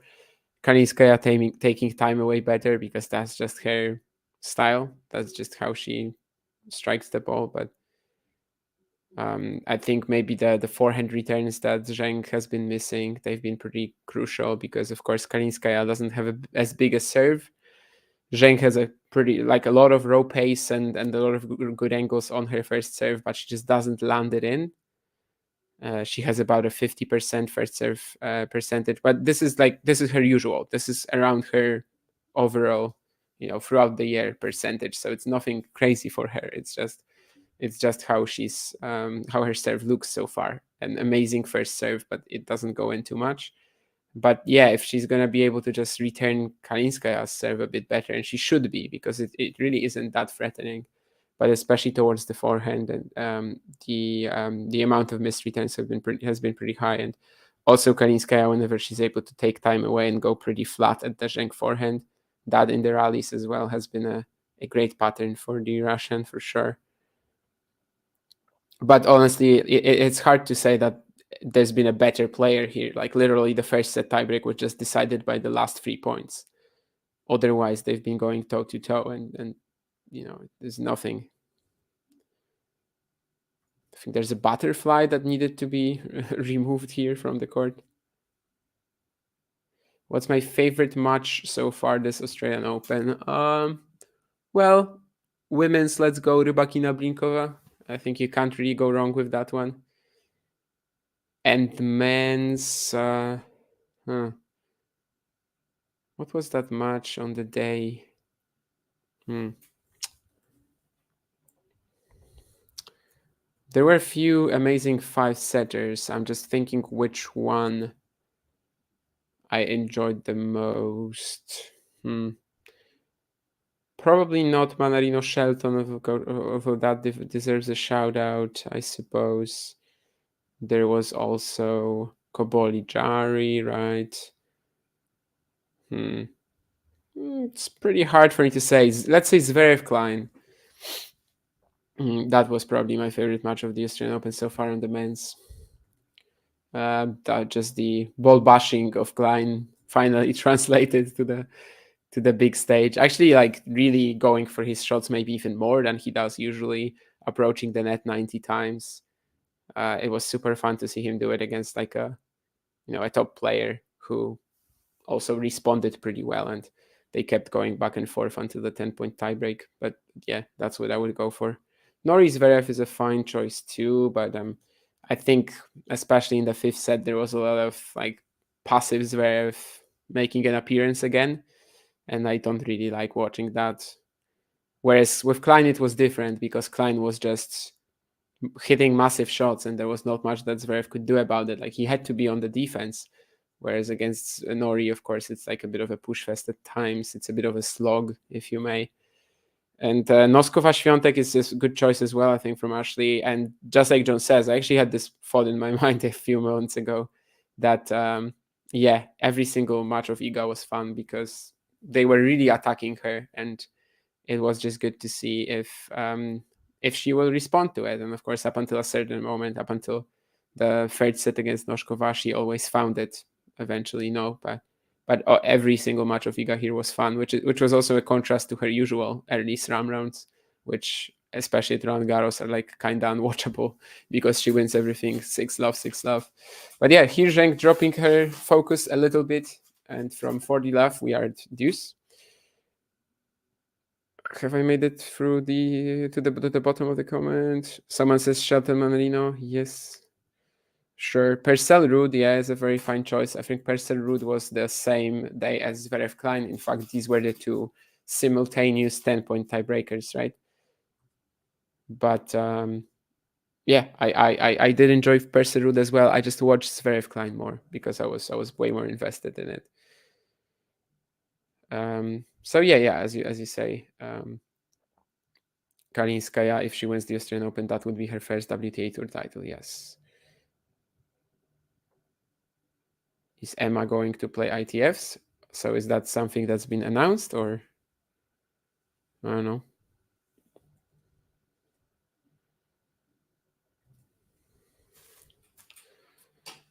Haven't seen that, but yeah, getting more match practice in, that would be good.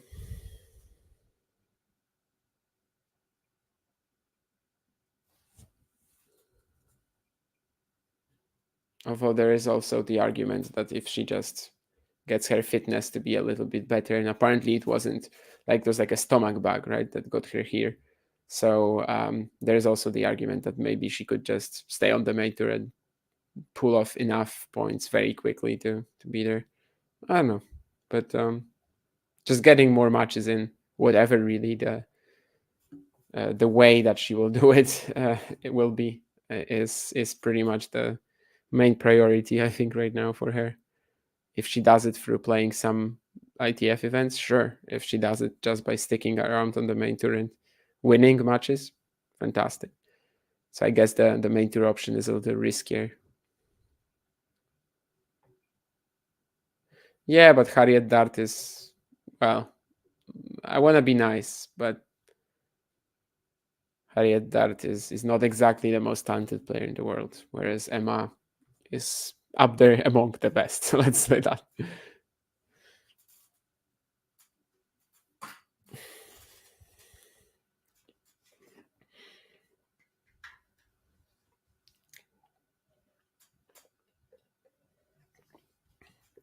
Harriet Dart isn't too impressive. She's definitely a great fighter, though. Anytime you get her in Bilgin King Cup, right, or like any team-based scenario, or maybe playing at home as well, you're gonna get some good vibes out of it, and you're gonna get some pretty great effort inspired by the crowd. But her long-term prospects on the main tour don't really look that great to me. Kalinskaya, again, just one step in front of the baseline, fires a +1 forehand winner.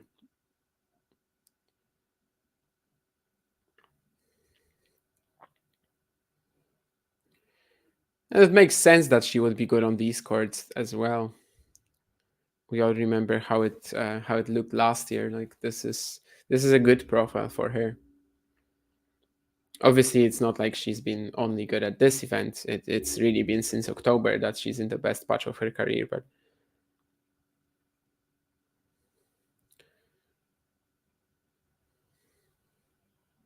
But yeah, again, the serve of Kalinskaya actually doing that much damage to the Qinwen forehand return, especially deuce side out wide. That's probably something that should not be happening, right? That's the main area of improvement for me here for Zheng, because she's still playing well. She just shouldn't be maybe behind in many points on return, and she actually is.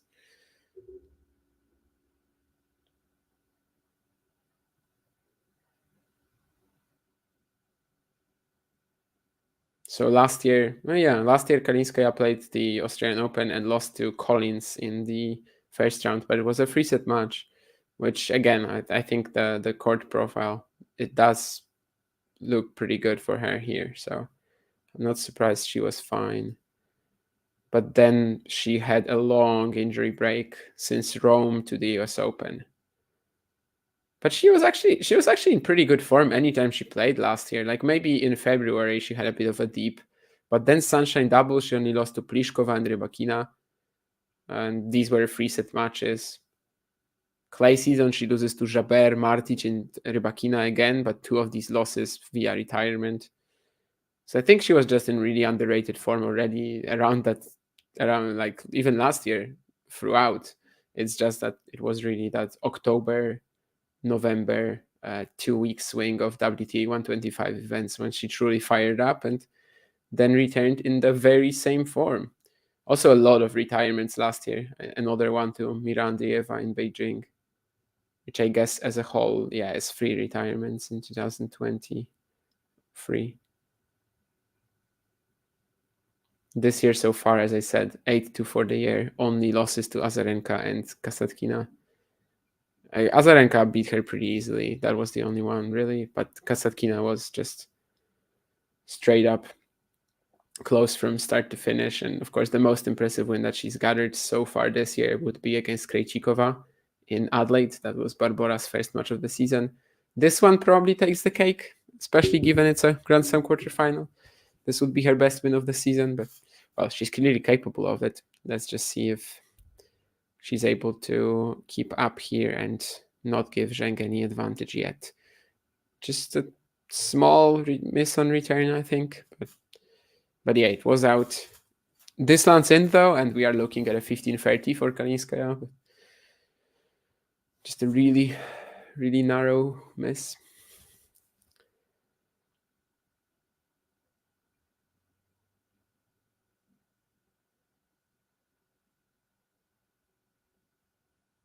Zheng in control of the next point, finishes it off with a smash as well.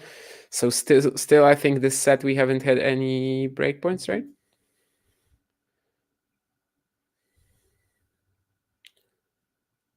In the opener, as we remember, they traded a couple of breaks, but they were never consolidated, so it was never really a big deal.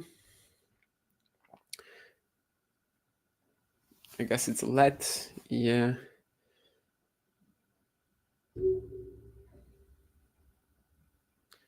And also, I don't know if I mentioned this during this broadcast.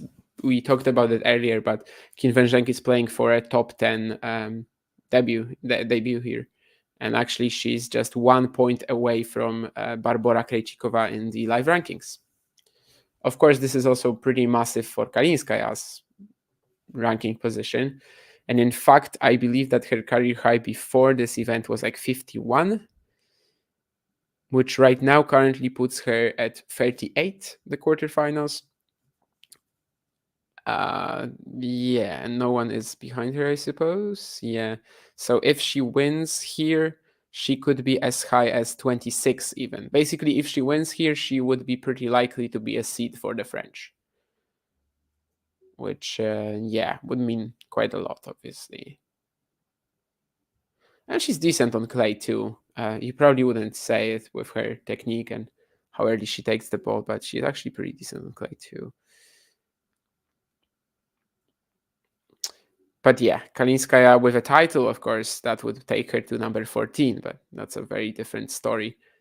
That will still take a lot of work. But that semi against Yastremska, I mean, for 600 points, for I think, how many points? How many is it? 500 and something additional points, 520 additional points. Yeah, that would be something for the two players. I mean, 520 points by themselves get you to like, yeah, 150 in the world. So, and they would be playing like one match literally for that sort of prize. So, but of course, Qinwen Zheng still in the game here, and she has that opportunity to debut in the top 10 if she wins this match. And neither Yastremska, even winning the title, wouldn't be able to stop her from that. Also worth mentioning that Qinwen Zheng had already played a top 10 a match for the top 10. It was the final of the WTA Elite Trophy in Zhuhai, the end of the year. And of course, she lost that to Beatriz Haddad-Maia. That's the tournament, the sort of second tier year-end championships that we get on the WTA. Coco is number 1. Ooh. I don't know.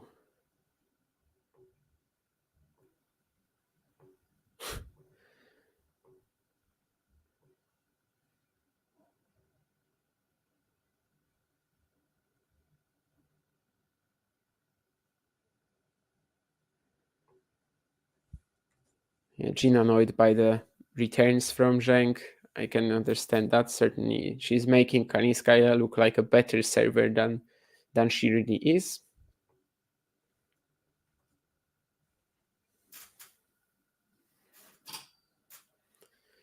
But this one is better, though.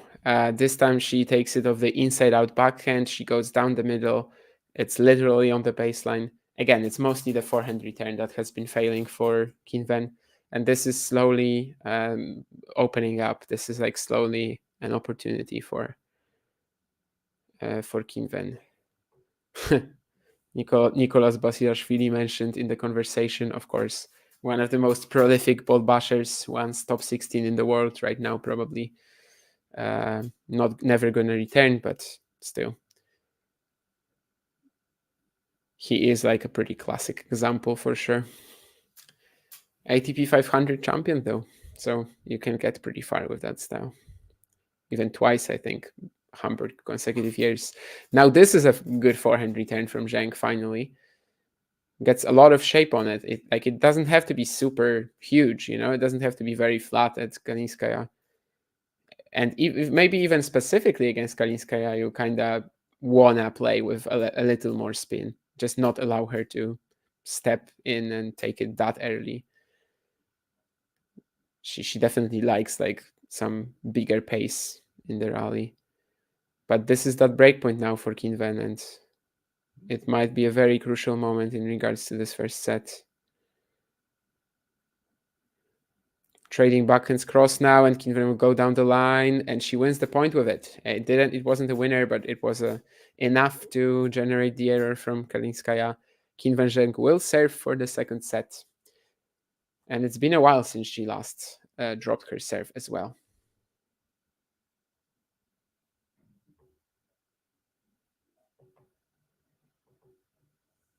1 point difference between players. Yeah. Sometimes the players are at the same number, right? In the rankings, and the same number of points, and then you have a tiebreaker. Yeah, Coco for number 1, not possible at this event. Obviously, winning against Aryna Sabalenka will be pretty crucial tomorrow in regards to that. I think if she wins the Australian Open, she does have a solid chance at becoming number 1 this year. Of course, she will have 4,000 points on her rankings just from the 2 slams going into the rest of the season, basically until the US Open. So, yeah, that would give her a big chance. I still don't really see it. Sabalenka, in fact, is a much bigger favorite, according to the bookies, this Australian Open against Goff than she was at the US Open. And I agree with that. I fully agree with that.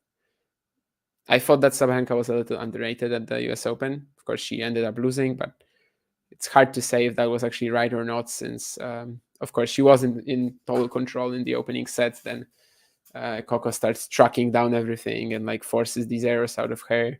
Some nerves come in, and we all know how it ended. But here she actually is a pretty sizable favorite against Goff. In fact, to a point where I'm even like, I don't know if it shouldn't be closer.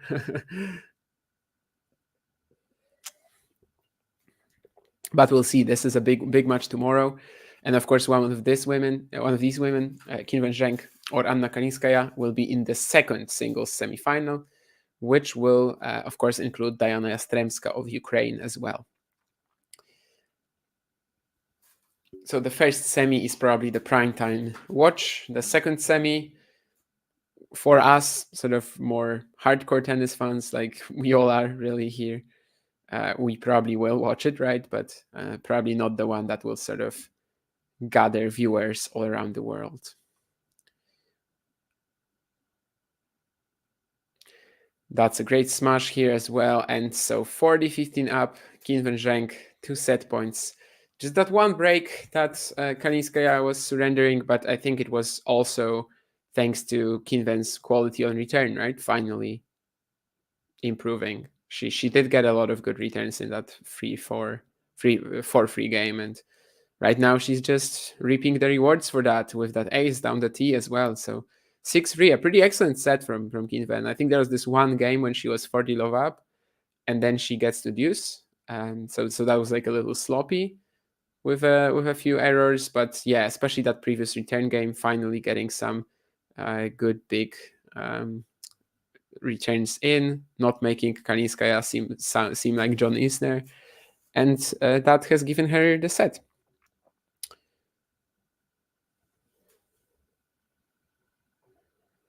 Fighting for number 2, Terry. Yes. Goff and Sabalenka are fighting for number 2. That's true. Basically, in order to be number 2, Goff will only need to win the match tomorrow. Qinwen Zheng, if she wins the title, she would get to number 6. which honestly, I think she might be the 6th best player in the world right now. Is that a stretch? I don't think so, because if you look at the ranking list, and of course we have that big three, Świątek, Sabalenka, Goff, then you have Pegula and Rybakina. Rybakina, of course, having fallen off quite a lot after the Australian Open. I think Rybakina after the Sunshine Double might also get a pretty big hit to her rankings if she can't perform as well as last year, because she's defending like 1,600 there, or even more. I don't remember the exact breakdowns for finals on the WTA. I only know them on the ATP, although the new ones I also don't know them. But yeah, you've got these 5 amazing players, and then it starts like Jabeur, Vondroušová, Sakkari, Muchova, Krejcikova. So basically the consistency especially goes down a lot, because some, of course, these players have had major highlights, like Jabeur making the Wimbledon final, like Vondroušová winning Wimbledon, like Sakkari winning Guadalajara, like Muchova making the final at the French, like Krejcikova. I don't know what. Dubai, I guess. Oh yeah, she won Dubai, so 1,000 from that. And then you have Qinwen Zheng. But like, if she wins the Australian Open, number 6, that would actually feel kind of relevant. Like number 6 since Cincinnati last year, that time frame that I've been mentioning. So 25-5 since, only losses to Świątek twice, Sabalenka, Rybakina, and Haddad Maia. Like that's the quality that she's been playing at. I think Qinwen Zheng at number 6 would be a very realistic ranking right now if we were just like compiling rankings based on form from August onwards. Qinwen Zheng would be in the top 6, I think. So yeah, it wouldn't be too weird to see her there. Although of course a lot of that would be based on the Australian Open title. It would be like maybe 40% of her ranking. But it's actually much bigger right now for Vondroušová, who has over 50% of her ranking from Wimbledon. So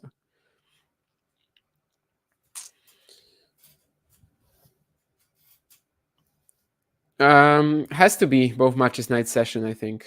I don't think there was ever really any other consideration, because you can have 2 women's matches on the night session. Final is also going to be on the night session, so I don't have a problem with that at all. Also, I have a problem today's scheduling, because there's like a big gap between Yastremska's finish time, which is literally like before 4 a.m. my time. I think Yastremska was already done with her match. This will end in about 50 minutes. So it's about 8 hours. Right. Yeah, it's about 8 hours, maybe even 8 hours and change. And they're playing tomorrow. Carlos it's unfair on Carlos to play later. I mean, he's gonna be playing on Friday, right? He gets a day off. The problem with Kalinskaya Zheng is that they're playing tomorrow. So one of them will have 8 hours of rest less than Diana Yastremska, which is a big deal, actually. I know it's gonna be a night match, so and the second match in the night session as well. So we can assume that Zheng or Kalinskaya will have about 24 hours of rest, but Yastremska will have about 32. And that's a big deal. I hope it doesn't influence the match. I hope it's not a factor. No, actually, Carlos is not playing tomorrow. The men's semifinals are on Friday, which is why it doesn't matter when he's playing today, because he gets a day off. You mean at this rate? Okay, never mind. Anna Kalinskaya is coming back of the toilet break, and we'll see how she can respond to dropping the second set, which again I think was mostly about Qinwen upping the return game at 4-3.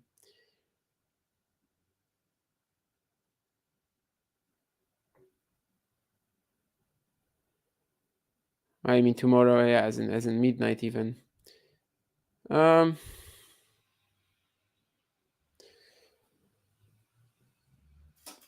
Well, it's still better than yesterday, right? Yesterday it was much tougher on Sinner and Rublev, but of course they had 2 days off. They even asked yesterday Krejcikova and Sabalenka if they wanted to switch to another court, but of course they said no, and they were right to do it, because that wouldn't make sense. I don't think anyone should play after 1 a.m., says Ashley. And in fact, on the ATP and WTA tour, so not the slams, because the slams are regulated by the ITFs, there's been a set of new rules that were introduced in order to limit that. So, the governing bodies are listening to it. However, at the Australian Open, it's just pretty clear that the night session starts too late. It should be 1 hour earlier at least. But hopefully they will fix it for next year. Yesterday, the big deal was also the fact that they started very late. They started at 1 p.m. Australia time on Rod Laver Arena for whatever reason, instead of noon like today, which solves a lot of issues. And of course, yesterday, both Fritz Djokovic and Kostyuk Gauff were long, but were they, incredibly long? I mean, Djokovic Fritz realistically could have been even longer. And then you had 2 very easy, simple matches in the night session. But if they went long as well, we easily could have been looking at a 5 a.m. finish yesterday. So, but yeah, looks like Alcaraz will probably take the court at about 10:30 p.m. Something along these lines. We'll see how long this set is. At least because he has that day off on Thursday, it shouldn't really impact his chances on Friday. Kalinskaya starts the set with a double fault, so not the best way to overcome losing that second. But of course, it's just 1 point. I'm just sort of laughing about it because I earlier said that we'll see how she handles the disappointment. Ooh, just barely makes that backhand cross. I don't think she hit it cleanly at all, but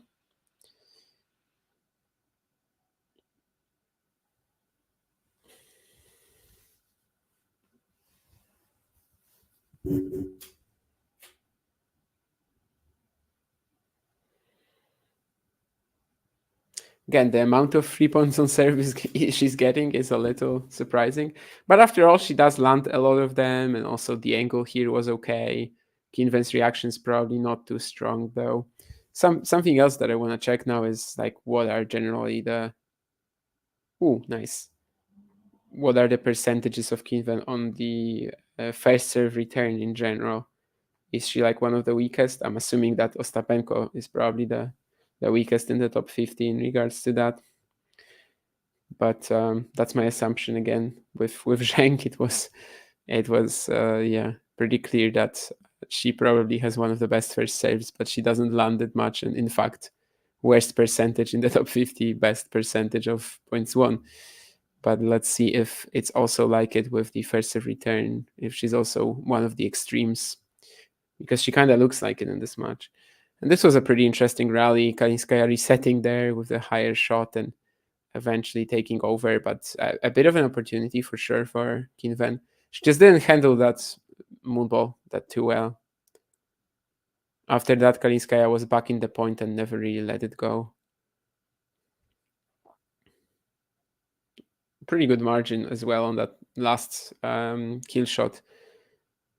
Really, no additional risk, no unneeded danger. Now again, Zheng is in the rally. Very nice backhand inside out. She's been able to produce a lot of this from like the middle of the court. You seem to think that she's got no angle. That's what Kalinskaya thinks as well, that like this shot will definitely not lose her the point, but then she just slaps that shot. And I guess she was trying to do something similar actually in the first set tiebreak at 4-5 down, of course, then missing and eventually losing because of that. But now she gets to deuce. Kalinskaya wins the next point though.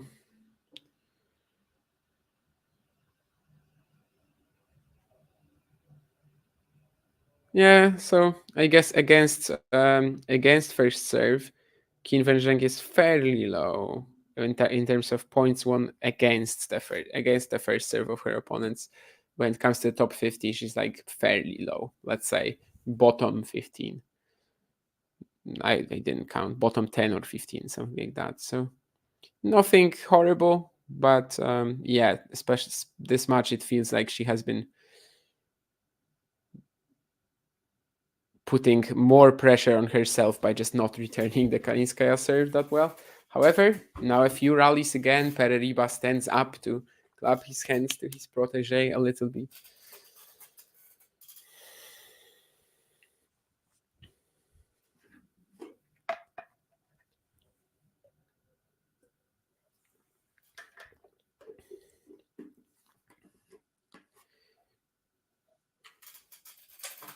I wonder which challenger players that we're seeing right now will become like well-known coaches in the future.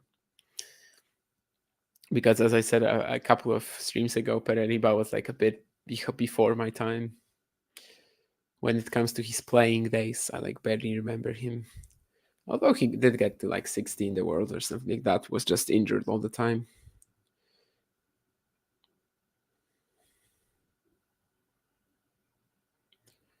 And that's the game for Kalinskaya. Zheng letting her off the hook a little bit here. The forehand cross. So she survives. She's there. But yeah, another stat that we can see on our screens, Zheng's shots taken inside the baseline in the second set, 30%, in the first set, 15%, which I would assume for Kalinskaya, it would be like the other way around, more or less. Since, yeah, definitely the timing advantage has not been as prevalent for the Russian since, especially since that 3-all game, more or less, in the second set and the break that followed it.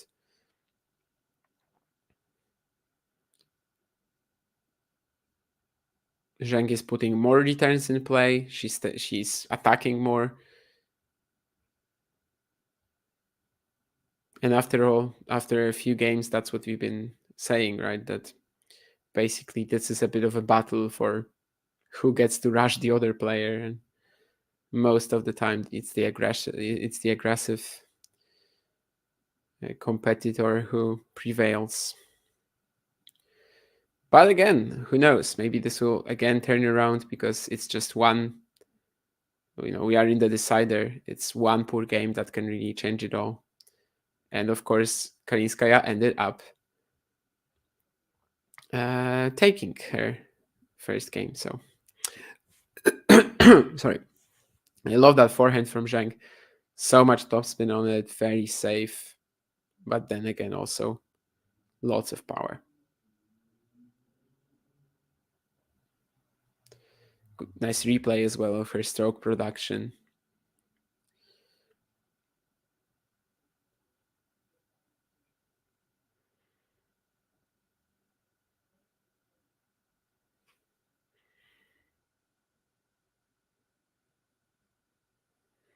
Yeah, it is getting significantly less easy for Kalinskaya to rush Zheng. Even this return, like I think in the first set, this would have been a point right away for Kalinskaya. But now Zheng is like just sticking to the baseline and she's just finding better rhythm, I guess, on all of that.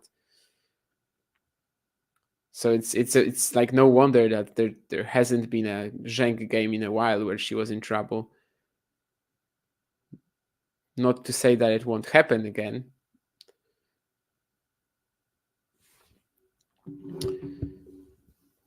It's just been a while.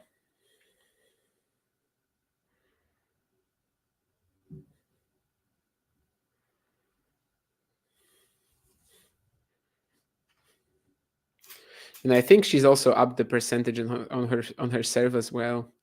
I don't know to what extent, but I think this number probably has gone up a little bit. Yeah, 54% by now, which is 3% higher than her usual average. And in fact, in the second set, she was landing 61% of her first serves given. So that's actually a lot higher than her average throughout the year. In the first set, it was just 49%. And yeah, and then it's really been a while since we've seen her struggle. Largely thanks to that. The question, though, now becomes whether, well, one thing, whether she can keep it going, but also whether she can start breaking Kalinskaya now.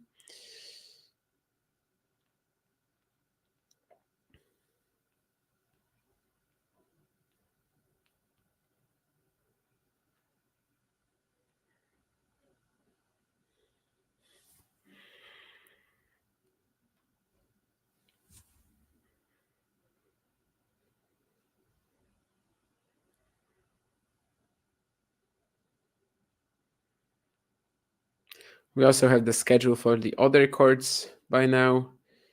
Tomorrow at the Australian Open. I don't know if there's anything you guys are interested in, but this women's doubles semi, Hunter Siniakova, CF Mertens. That looks pretty cool for sure. On Margaret, third up on Margaret Court Arena. Another classic after that one we mentioned earlier, Krejcikova Siniakova. Another very high profile women's doubles match. Does that mean that one of them is on Thursday and the other semi is on Friday? I suppose so, because I don't see Ostapenko Kichenok against Dabrowski Routliff anywhere. Anyway, Qinwen Zheng again just getting a lot of returns in now and really being the dominant force on the court the last couple of games, the last couple of rallies. Ooh, Yamrichova Efremova 1 a.m. I don't know if I'm watching that then. 1 a.m. my time, of course. It's 11 Australia. Kalinskaya just missing this +1 backhand though, so that this feels like a real opportunity for Zheng, and certainly the last even set and change. The Chinese has been on the front foot almost constantly.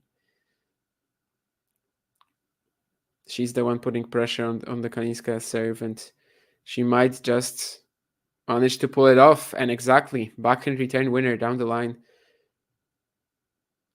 Perhaps a little predictable on the kicker from Kalinskaya, but still, it just felt like a real, like a ball that Zheng always takes down the line. It's just a matter of whether she lands it. And of course, she does it perfectly. So a breakup in the third now, Qinwen Zheng. And this has been a very nice performance, honestly. I know she's been some aspects of her game, especially the forehand return at first, perhaps weren't, ultra clean, but it's a very mature showing for now, for sure. She's gotten the percentages on serve up. She's returning better. And she has never really allowed any setback to get into her head, at least for now.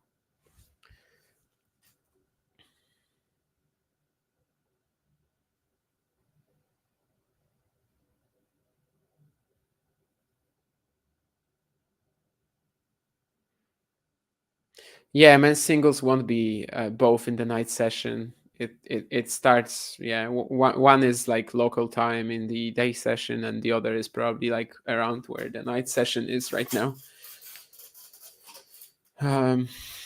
That's how it's always done. You can't put two men's matches in the night session, because that would mean that they would be very likely to go until 5-6 a.m. maybe not very likely to go until 5-6 a.m. But the worst case scenario would definitely include that.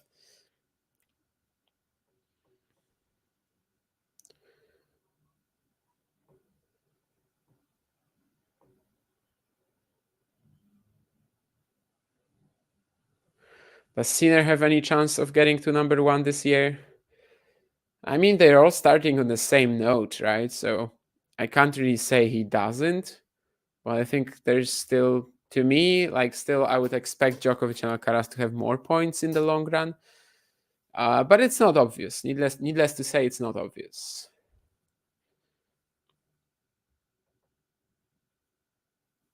And the fact that there's a big lead for Djokovic right now, obviously, at the end of the year, that will be all sort of, only on 2024 points. If he wins the Australian Open, it probably becomes a real possibility. If he loses tomorrow, I don't know if if he can make up for this to Djokovic towards the. Well, obviously Djokovic plays only a few events really, but he is so good at them that it doesn't matter. I would still expect a lot of consistency from Alcaraz. We'll see how this matchup keeps progressing as well. He's in the mix. Let's say he's in the mix. But I believe if someone was setting up odds now for number one at the end of the year, I would probably assume that Sinner would be third.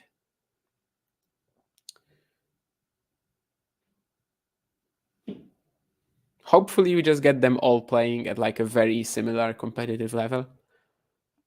We'll see if that's how it looks in the long run. But I said also before the end of last year that one of my wishes for 2024 is a Grand Slam final between Sinner, Alcaraz, Rune, two of these three. whoever. It also could be any other youngster, but these three seem more realistic. And maybe we will get it even here. Alcaraz needs to win 2 matches. Sinner just won for that to happen. Obviously, Sinner is playing just, the GOAT. So it's not going to be easy, but it doesn't have to be Australia, obviously. I just want one of these sort of changing of the guard moments. Because Alcaraz route, I don't think it was quite that. Route is, after all, like a bit more like the Medvedev, Rublev, Tsitsipas, Zverev generation. Well, Rublev, of course, hasn't made a semi, but all these other guys have at least made a final.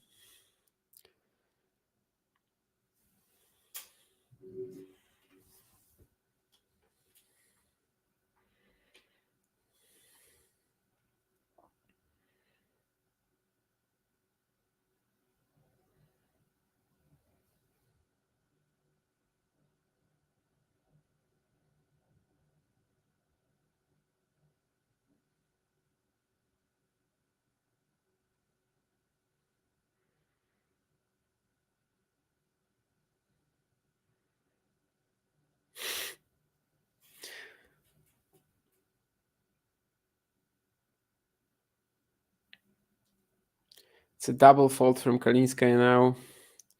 Can she keep going? As, of course, the last, let's say, 7 games, she's only won 1. And it does feel like there's a lot of pressure coming from Zheng right now.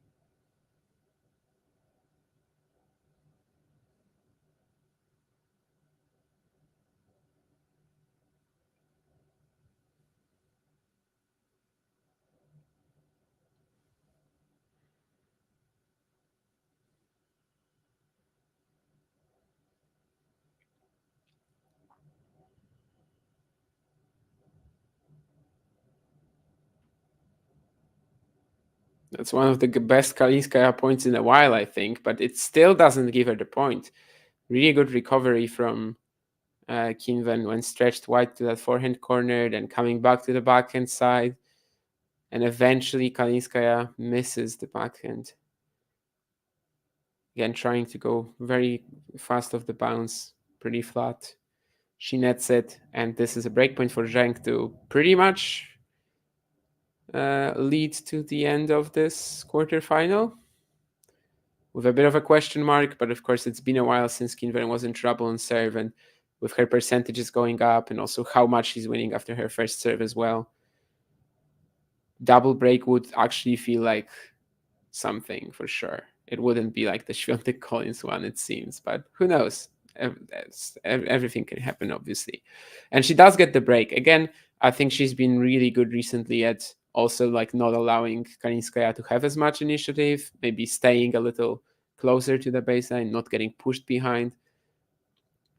She counters it pretty deep at Kalinskaya, who misses the shot. And this is now 4-1 Zheng, and what's been a really excellent performance since the start of set 2. And it's not like she was playing poorly in set 1. She's just sort of upped the ante. She's been able to up the percentages on first serve. She's been able to get more returns in play. She's been able to sort of stay on top of the point a lot more often.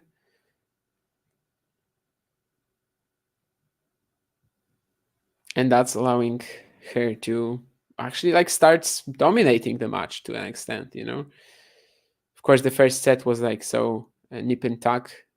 It feels pretty weird to say that, but like from that point onwards, especially from 3 games all in the second set, she really started dominating it. 7 out of 8 games won since getting to 3-all in the second set.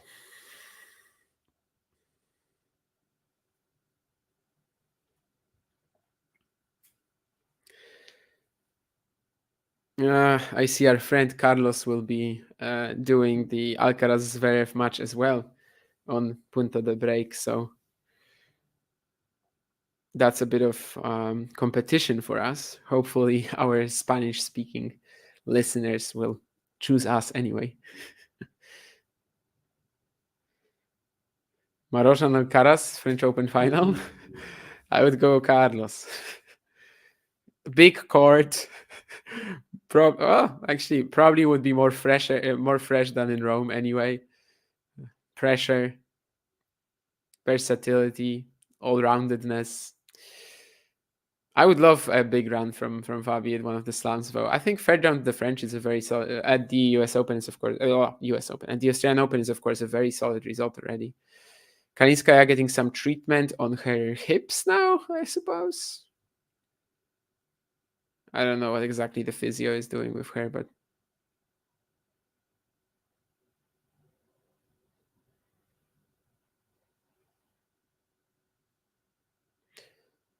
now they're going to put a towel on the floor and they're going to perform some treatment on her.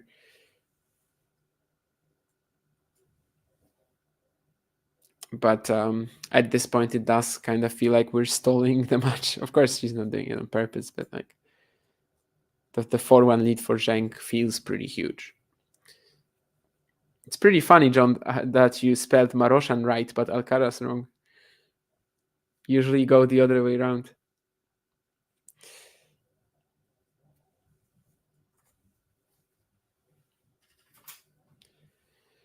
Now they're stretching her leg, her right leg, Kalinskaya's.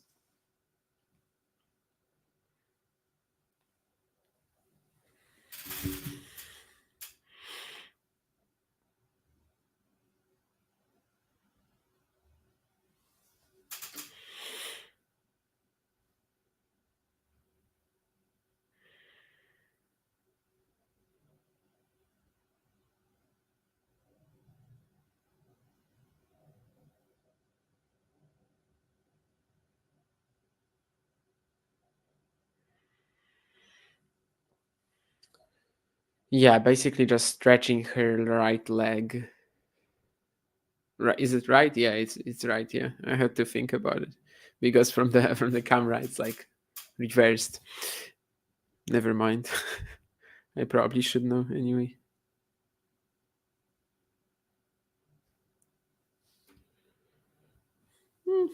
At least on my Twitter timeline, there's not that much attention to this, I suppose. Eddie talking about it a lot. Of course, we've had him on the show here just before it started.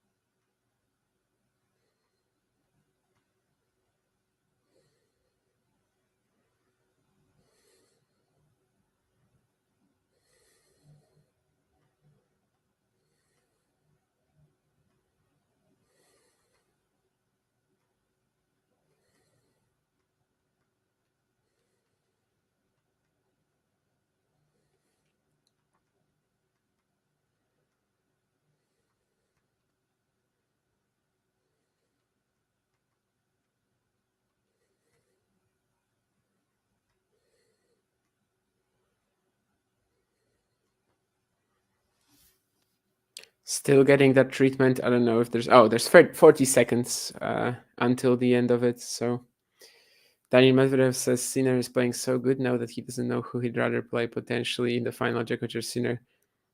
Yeah, I mean, it's kind of fair, you know. I think he's still like Sinner deep down, but he got beaten by him 3 consecutive times. And I actually don't think that the matchup is that good for Daniel anymore. Like really, even though it's still 6-3, right? It feels like Sinner has turned it around completely. It's literally Navone Comesania. I think the people leading voting though, they are a little like, yeah, heart says Sinner, head says Djokovic, and they're choosing heart. Even though it should be the head really that you go for most of the time. That's what controls your organism. That's what controls the nerves and the fingers that actually click the option in the poll, or the fingers on the mouse or on the touchpad. But yeah, I think if you're like realistic, Djokovic has to have a bit of an edge. But I do hope for a very competitive match. You know, I don't actually actively care if Sinner wins, although as I said, I have this wish of a Sinner Alcaraz final here, or any real like under 23, under 24 final this year.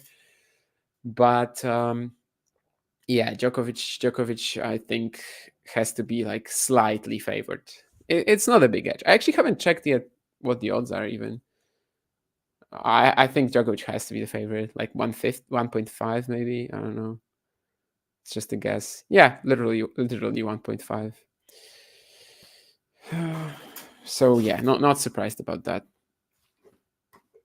But it still means something, because I believe that in either of their matches last year, Sinner wouldn't be that close to Novak, right? Like even at the Davis Cup finals, or maybe even in the ATP finals final. Let me see. Let me check that actually. But I believe that it wouldn't really be the case. Anyway, we're also back in play, so I should probably focus on that.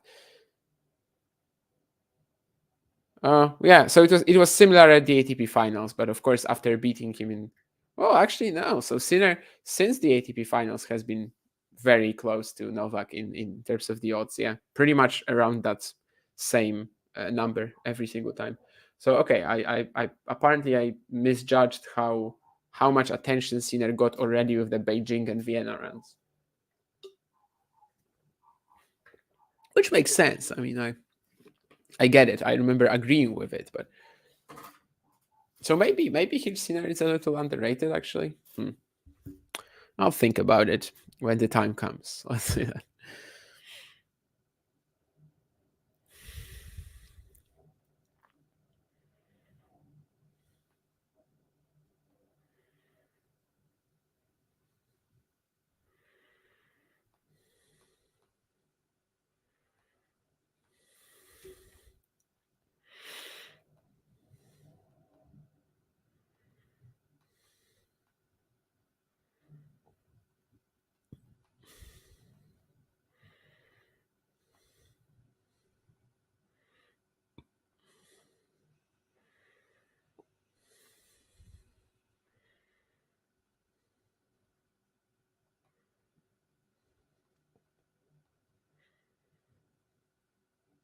For T15, she misses this backhand into the net, but just 1 point away from a 5-1 lead, which would be pretty massive right now.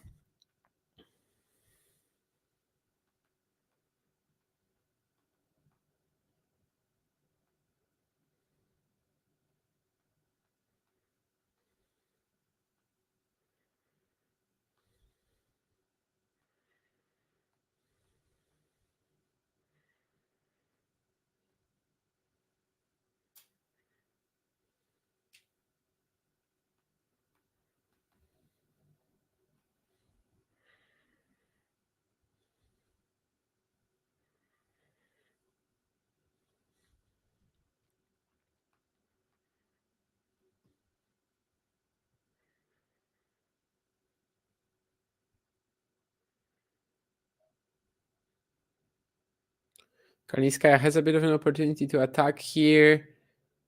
And I guess she will push it to deuce, yes. Zheng not quite getting that in place, so I think maybe for the second time since 3 games all in the second set we have a Zheng game going to deuce. Or maybe even for the first time.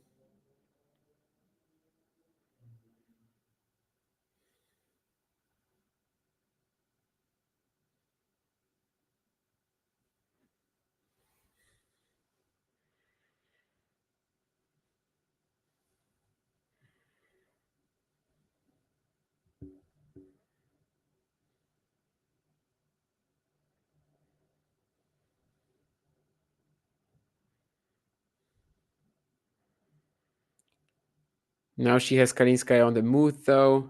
Serve out wide, throwing her out, then backhand cross, and then she puts the smash in play as well. I don't know if it was, too close for comfort or not. On the verge of being, but anyway, it's in. So one more game point, Qinwen. Again, big reaction. She knows how close she is to that major semifinal for the first time in her career. She knows that this is basically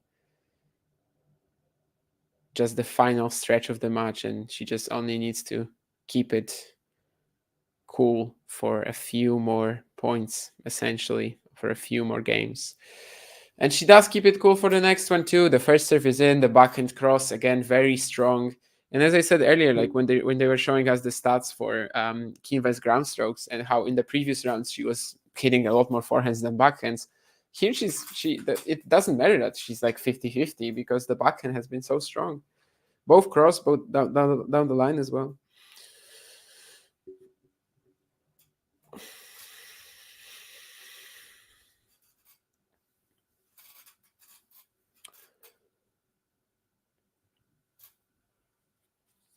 So let's see if Kalinskaya can extend this much a tiny bit further.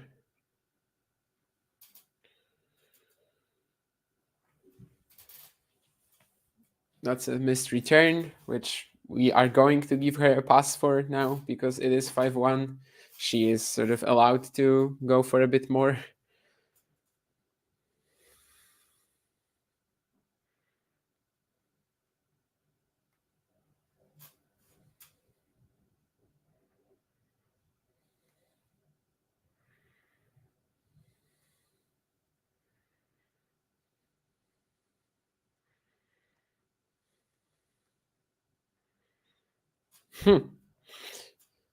That's pretty exceptional too. Pereriba doesn't like it. Pereriba is showing something like like that.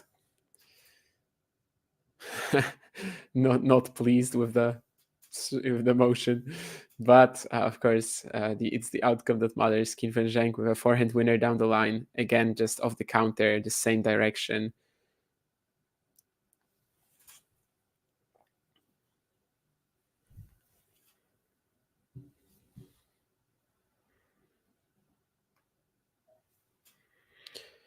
Yeah, Kalinskaya is kind of falling apart at the moment too after that medical timeout.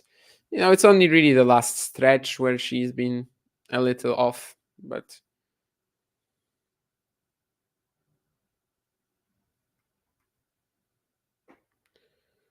again, a very heavy forehand return from Zheng, which is ultimately, I think, a very good idea.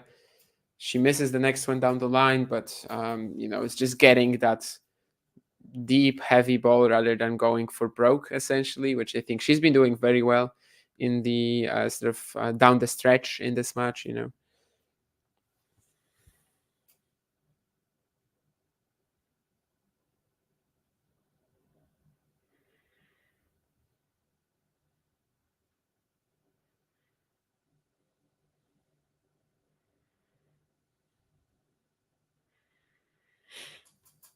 And that's a match point right now. First opportunity for Qinwen Zheng to secure her spot in the semifinals.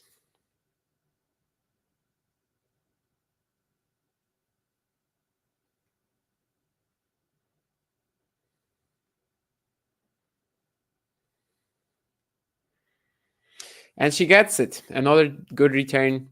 6-1. Qinwen Zheng is into her first major semifinal. We've been waiting for this for sure. She, for a few years, she's been regarded as one of the most talented prospects on the WTA. it's not that she's missed many chances so far, but there was definitely that patch of her career where we were expecting bigger results. We were sort of expecting her to make the step up very, very soon. And she kind of wasn't doing that. She was losing some early stump matches to, let's say, lesser players, lesser talents compared to her. But eventually, she managed to get herself into this newfound confidence streak. A lot of consistency when it comes to beating the opponents that she should be taking down.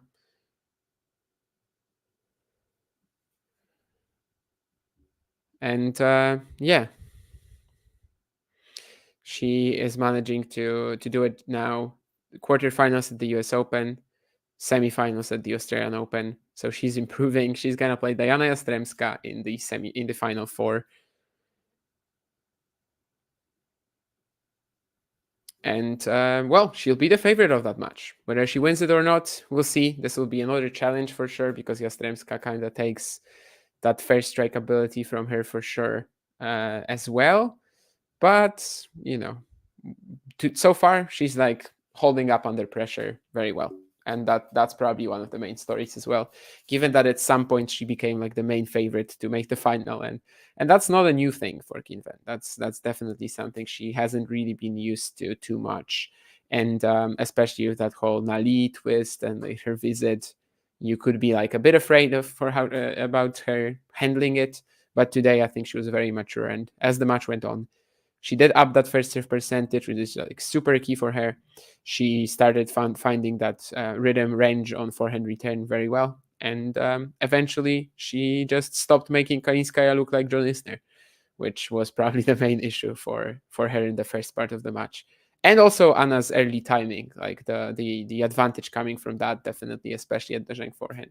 But eventually, yeah, she makes the necessary adjustments and she manages to claim the spot in the semifinals.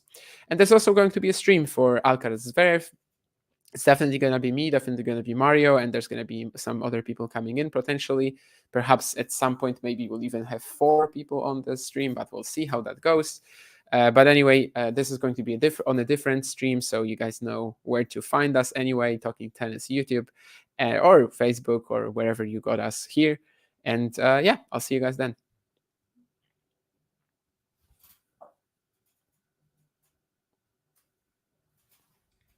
If you enjoyed this video, make sure you hit that like button. Don't forget to subscribe and click that notification bell so you don't miss out on all things tennis.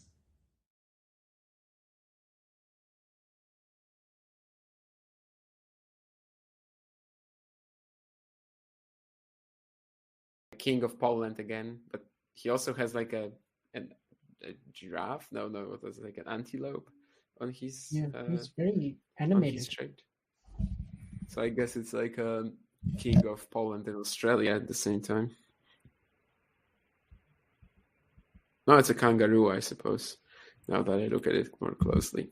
He flew all the way here to support her coach. Or maybe he lives in Australia. No. Yeah, that's possible. Oh wow! Look at that. Finishes it with a backhand down the line and drop shot combo. And a little bit of a weird dance and seals the victory. Very gutsy at the end. Yeah, he had to dig pretty deep to get that. So that's a pretty good win. Not playing his best tennis, but still able to come through and guess 3rd semifinal in a row at a major. So wow, yeah, that was a good effort. 4 hours. The top 4 seeds, we're about to get a top 4 seed semifinal lineup for the first time since 2013. If Alcaraz does beat Zverev. Yeah, Medvedev's, I guess this is like the motto of his event, what he said about getting through, not really playing his best, but yeah.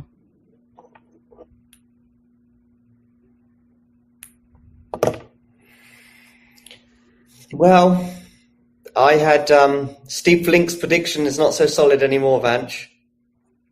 All right, I got one over him finally. Oh, you went for Medi, did you? Yeah, I went for Medi in 5. But yeah, it's one of those, like we were saying yesterday, it's a lottery match. It's a lottery. Hurkacz won 10 more points, it's a 10 more points. Yeah. I mean, he won one set. Yeah, that makes sense. He won the second set 6-2. Yeah. So that'll give him more points. It's lottery, basically. Yeah, you can't But really. Of course, that. the lottery went Medvedev's way. It kind of makes sense. Partially because Hurkacz didn't really take that. The couple of times he had like the physical edge for a while and the momentum, he didn't really convert it. Third set, fifth set. But well. I didn't take as much stock in the head-to-head as many people were. I mean, Miles joined the chat at the beginning of the match to say, well, for me, it's all about head-to-head and Hubie won the match at a Grand Slam. Yeah, but that was Wimbledon. I don't know when it was, 2 years ago. Also, there's a bit more to it. I mean, he was 2 sets to 1 down, and then they returned the next day in very different conditions, and Medvedev plays a very sloppy set and a half. So it's not exactly like it. It's not like he actually won. That was also a lottery match. Oh, let's just call it like that. Both the matches they played at slams. And then also Halle was a grass court tournament. So it's actually 3-1 now to Medvedev on a hard court.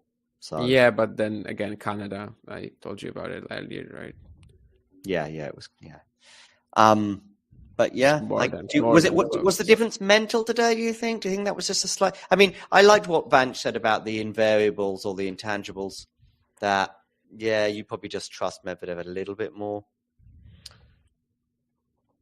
Was it mental today? In a way. I mean, there might be a lot of reasons why he wasn't really able to capitalize on what he had after the second set and after the fourth set.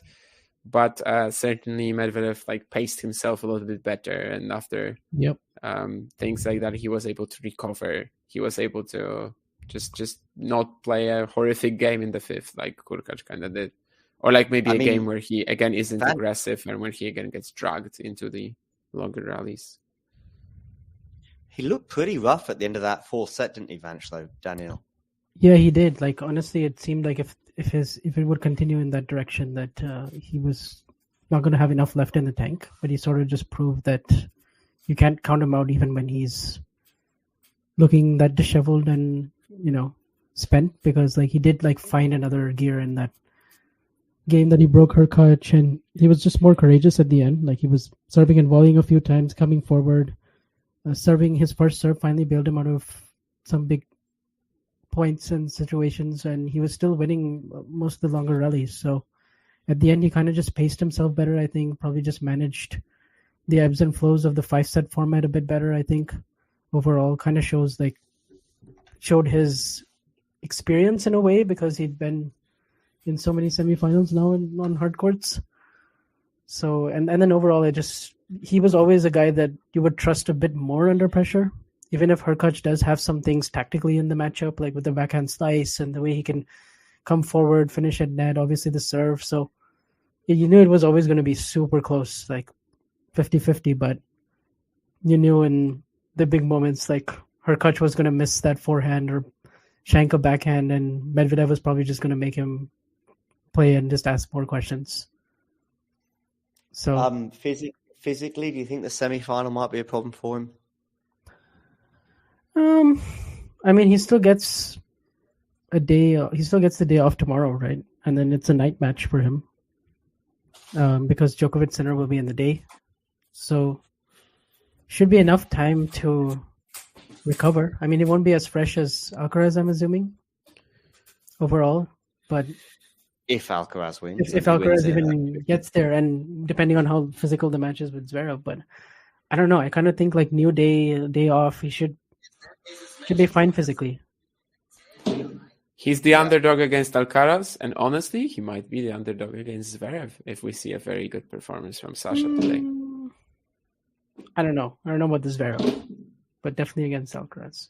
I mean, Zverev, if it goes 5 and Zverev is struggling physically, and that's back-to-back 5 setters that Zverev would have had. Again, we'll see what happens today, but Yeah. later on. But it is a possibility. I could potentially go into the semifinals of Zverev Medvedev, seeing Daniel as an underdog based on what I've seen so far in this event.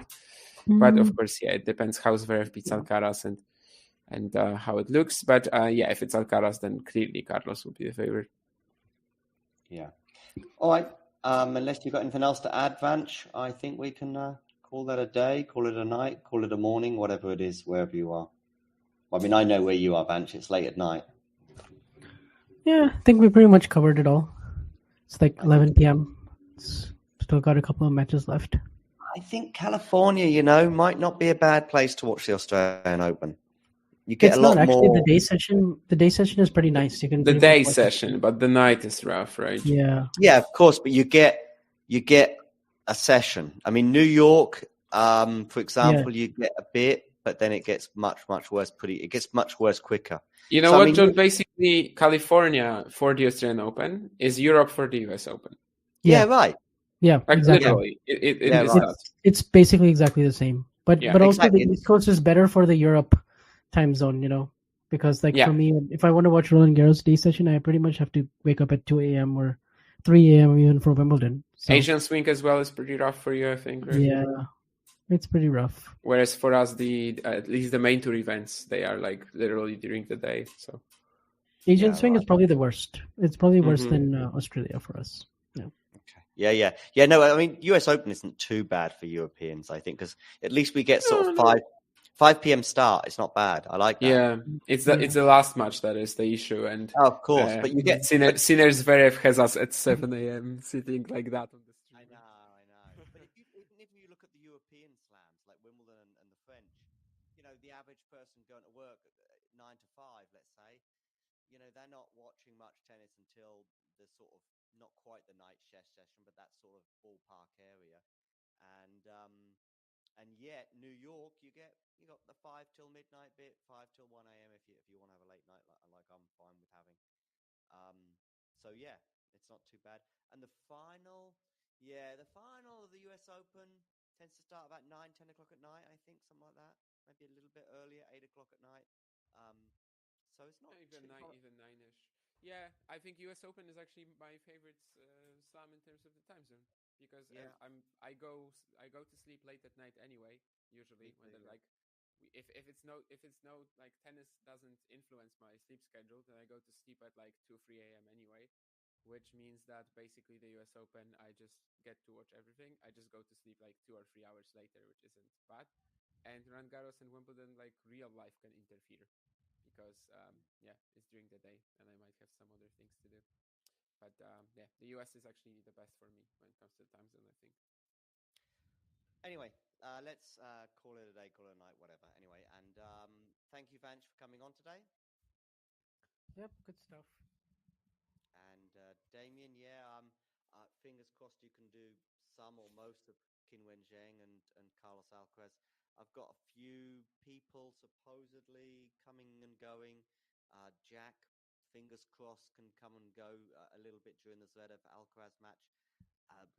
Mario may be putting in an appearance during one of those two matches as well, and Darius, the new boy, as well, will come along for a little while too. So hopefully, at least to alleviate some of the pressure, and I can start Qinwen Zheng. I can do the first 2, 3, 4, 5 games of Qinwen Zheng. So what do you start work?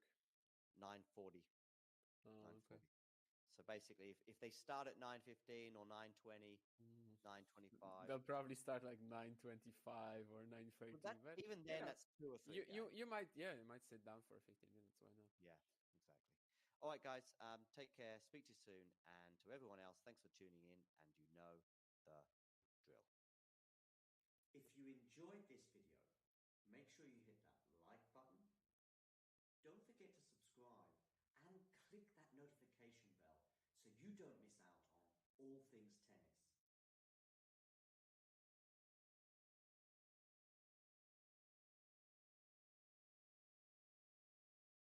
At least not yet. The king of Poland again, but he also has like a giraffe. No, what was it, like an antelope on his Yeah, he's very on his animated. shirt. So I guess it's like a king of Poland and Australia at the same time. No, it's a kangaroo, I suppose.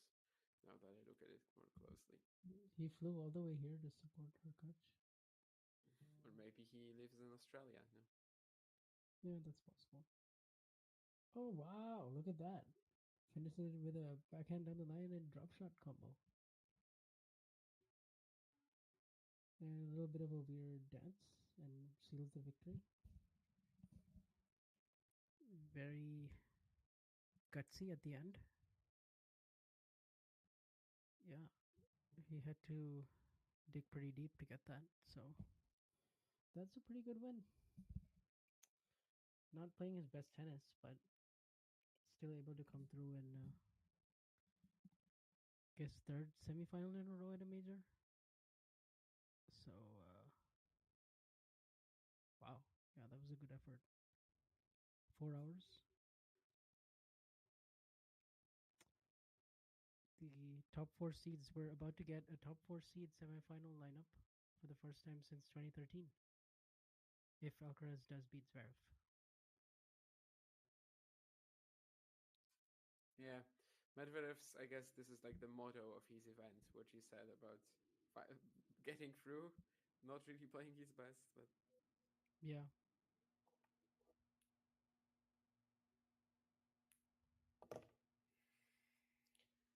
Well, I had Steve Flink's prediction is not so solid anymore, Vanch.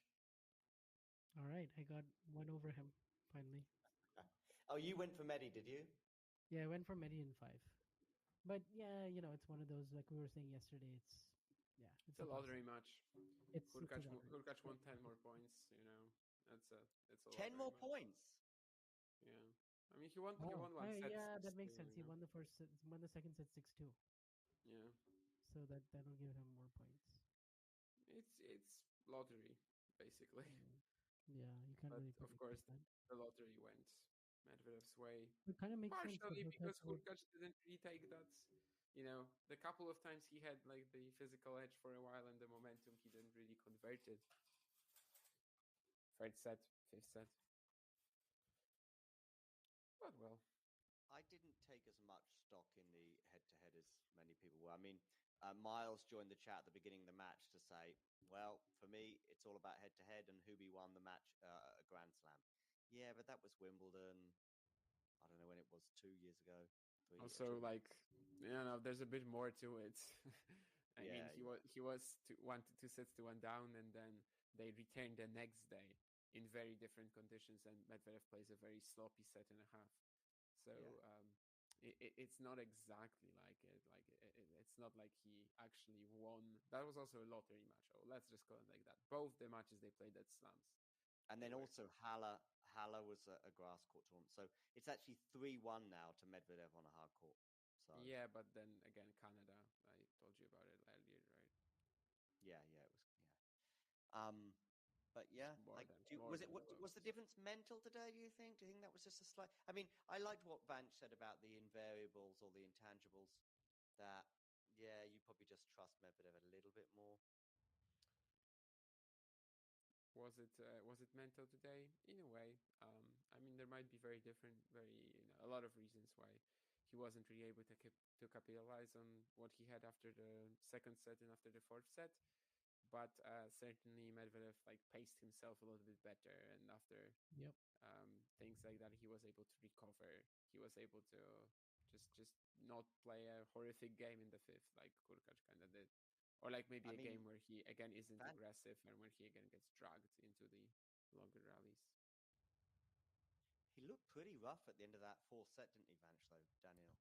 Yeah, he did. Honestly, it seemed like if it would continue in that direction, that he was not going to have enough left in the tank. But he sort of just proved that you can't count him out even when he's looking that disheveled and spent, because he did find another gear in that game that he broke Hurkacz, and he was just more courageous at the end. He was serving and volleying a few times, coming forward, serving his first serve finally bailed him out of some big points and situations, and he was still winning most of the longer rallies. So at the end, he kind of just paced himself better. I think probably just managed the ebbs and flows of the 5-set format a bit better. I think overall kind of showed his experience in a way, because he'd been in so many semifinals now on hard courts.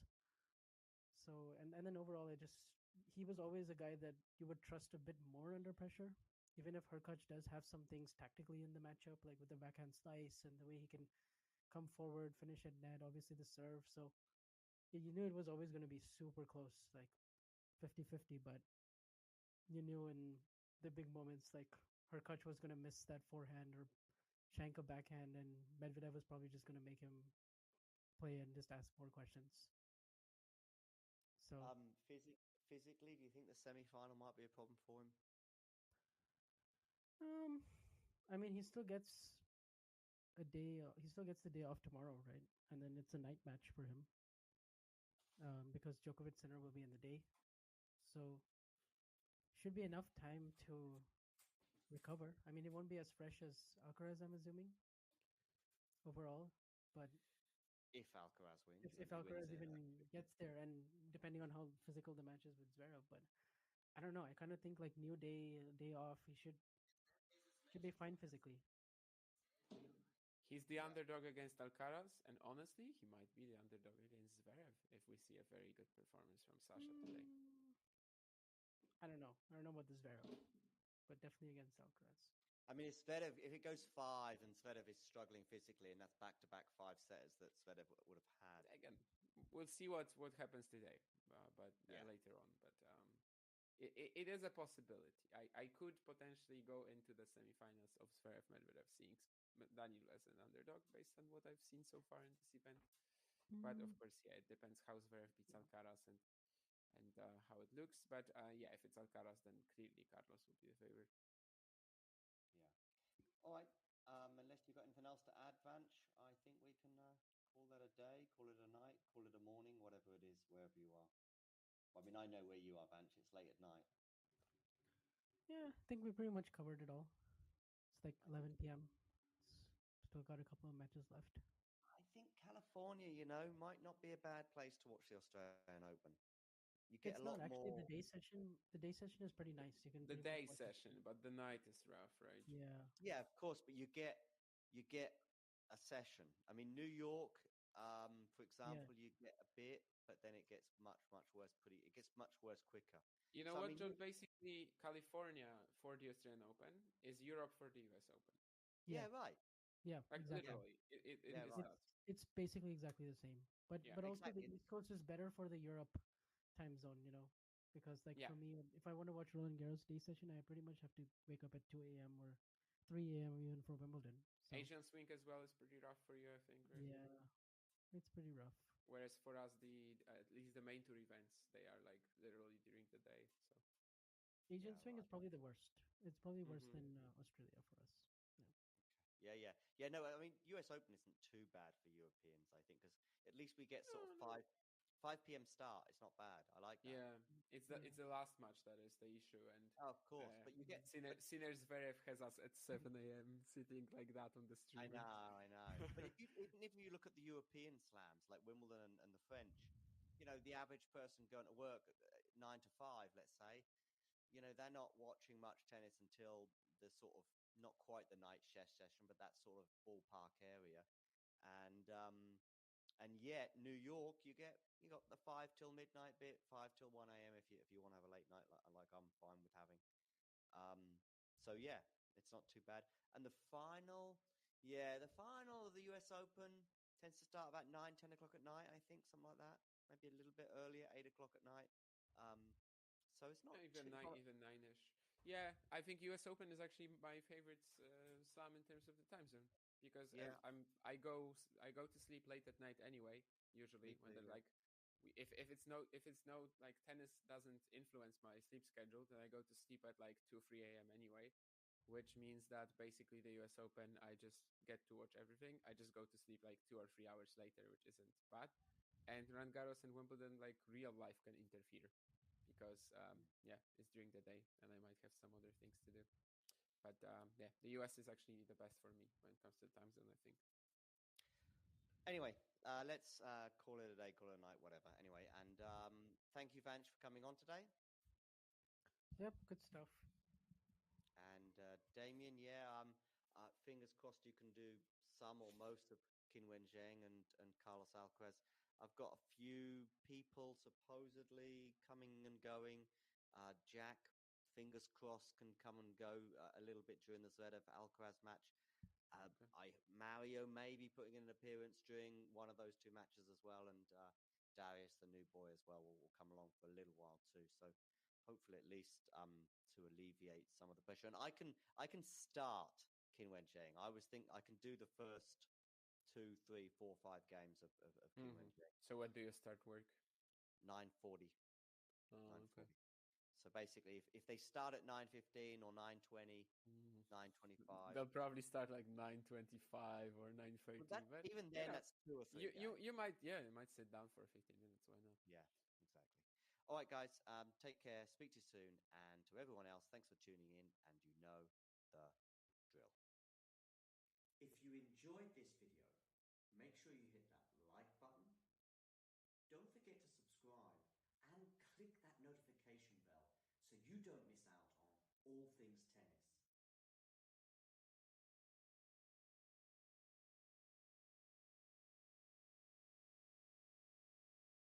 At least not yet. The king of Poland again, but he also has like a giraffe. No, what was it, like an antelope on his. Yeah, he's very animated. So I guess it's like a king of Poland and Australia at the same time.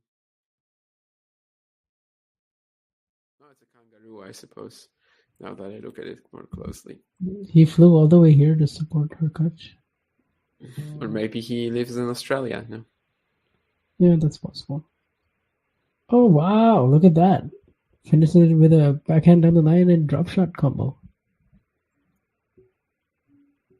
And a little bit of a weird dance and seals the victory.